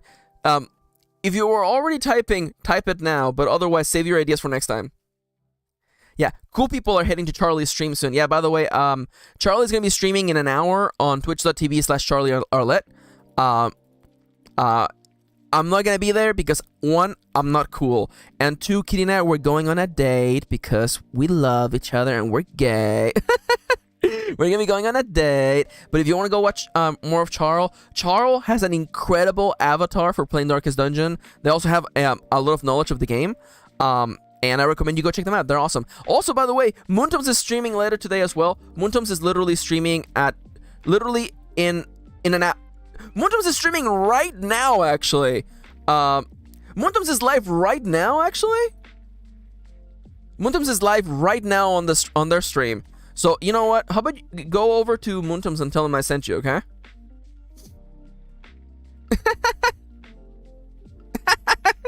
You're watching me and I'm watching Moontoms. How about that, huh? Go over to Moontoms stream and say hi, okay? Yeah, see, I like what Kendra says. Kendra says hot people are going to watch Moontoms stream. It's so true. It's so true. Go check out Moontoms stream, okay? A dual wielding streams, hell yeah. I love that. Anyways, let me hit you. You know what to do. Let me just really quickly grab. Is this a document? Yes, it is. Hey, by the way, really quickly, Lo-Fi Leah is the music you heard in the background. The app I use is Vtube, and my website is MKirinauthor.com. I currently have a sale for my books. You can go get them half off. Quite a few people are purchasing The Last Bread Mage and The Fabulous Gaze because they want to catch up. If you want a fun fantasy story that is completely different and inspired by Dark Souls and queer as hell, still I recommend The Last Bread Mage. And also, please don't forget, leave a like, subscribe, and hit the bell to be notified. These things tell YouTube that I matter. Hey everyone, good night. I hope everyone is doing well today. Oh my god, Moontoms is streaming! I love them! I love them! The reset said everyone is going to... I love them! Okay. I love Moontoms! They're so cute! Look at them! Look at them stream! Look at them stream! And anyways, yeah, Moontoms is in 3D. Moontoms in 3D! Wait, hold up. I didn't say that right, I'm really sorry. Hold up for a second. Oh, here we go. Moontoms in 3D! There you go. I'm having too much fun over here. Anyways, thank you all for coming today. I hope you all have a lovely, lovely weekend. I'm gonna go spend some time with my incredible, amazing wife, and I'm gonna go get out of here. But before I go, as always, thank you for being here today. And I want to let you know that if you're having a tough time and you're worrying about things, it's okay to worry. It's human to worry. But also remember that these feelings will pass. One day you'll look back on these moments and you'll know that you made it to the other side. And you're back to the good days. So let's keep charging on. Let's keep chasing the horizon together one day at a time. Let's do our best. Take care. Have a wonderful weekend. And I'll see you guys on Monday, okay? Bye-bye.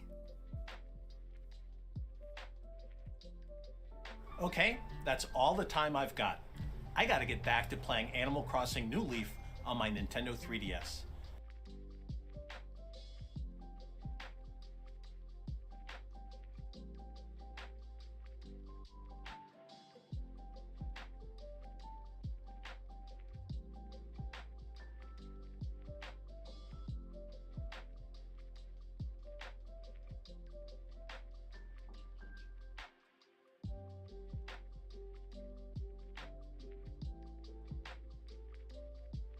Alright, and you know what happens next. Do go check out Moontoms, by the way. Go there and say hi. Tell them that I sent you. Take care, and have a lovely, lovely night.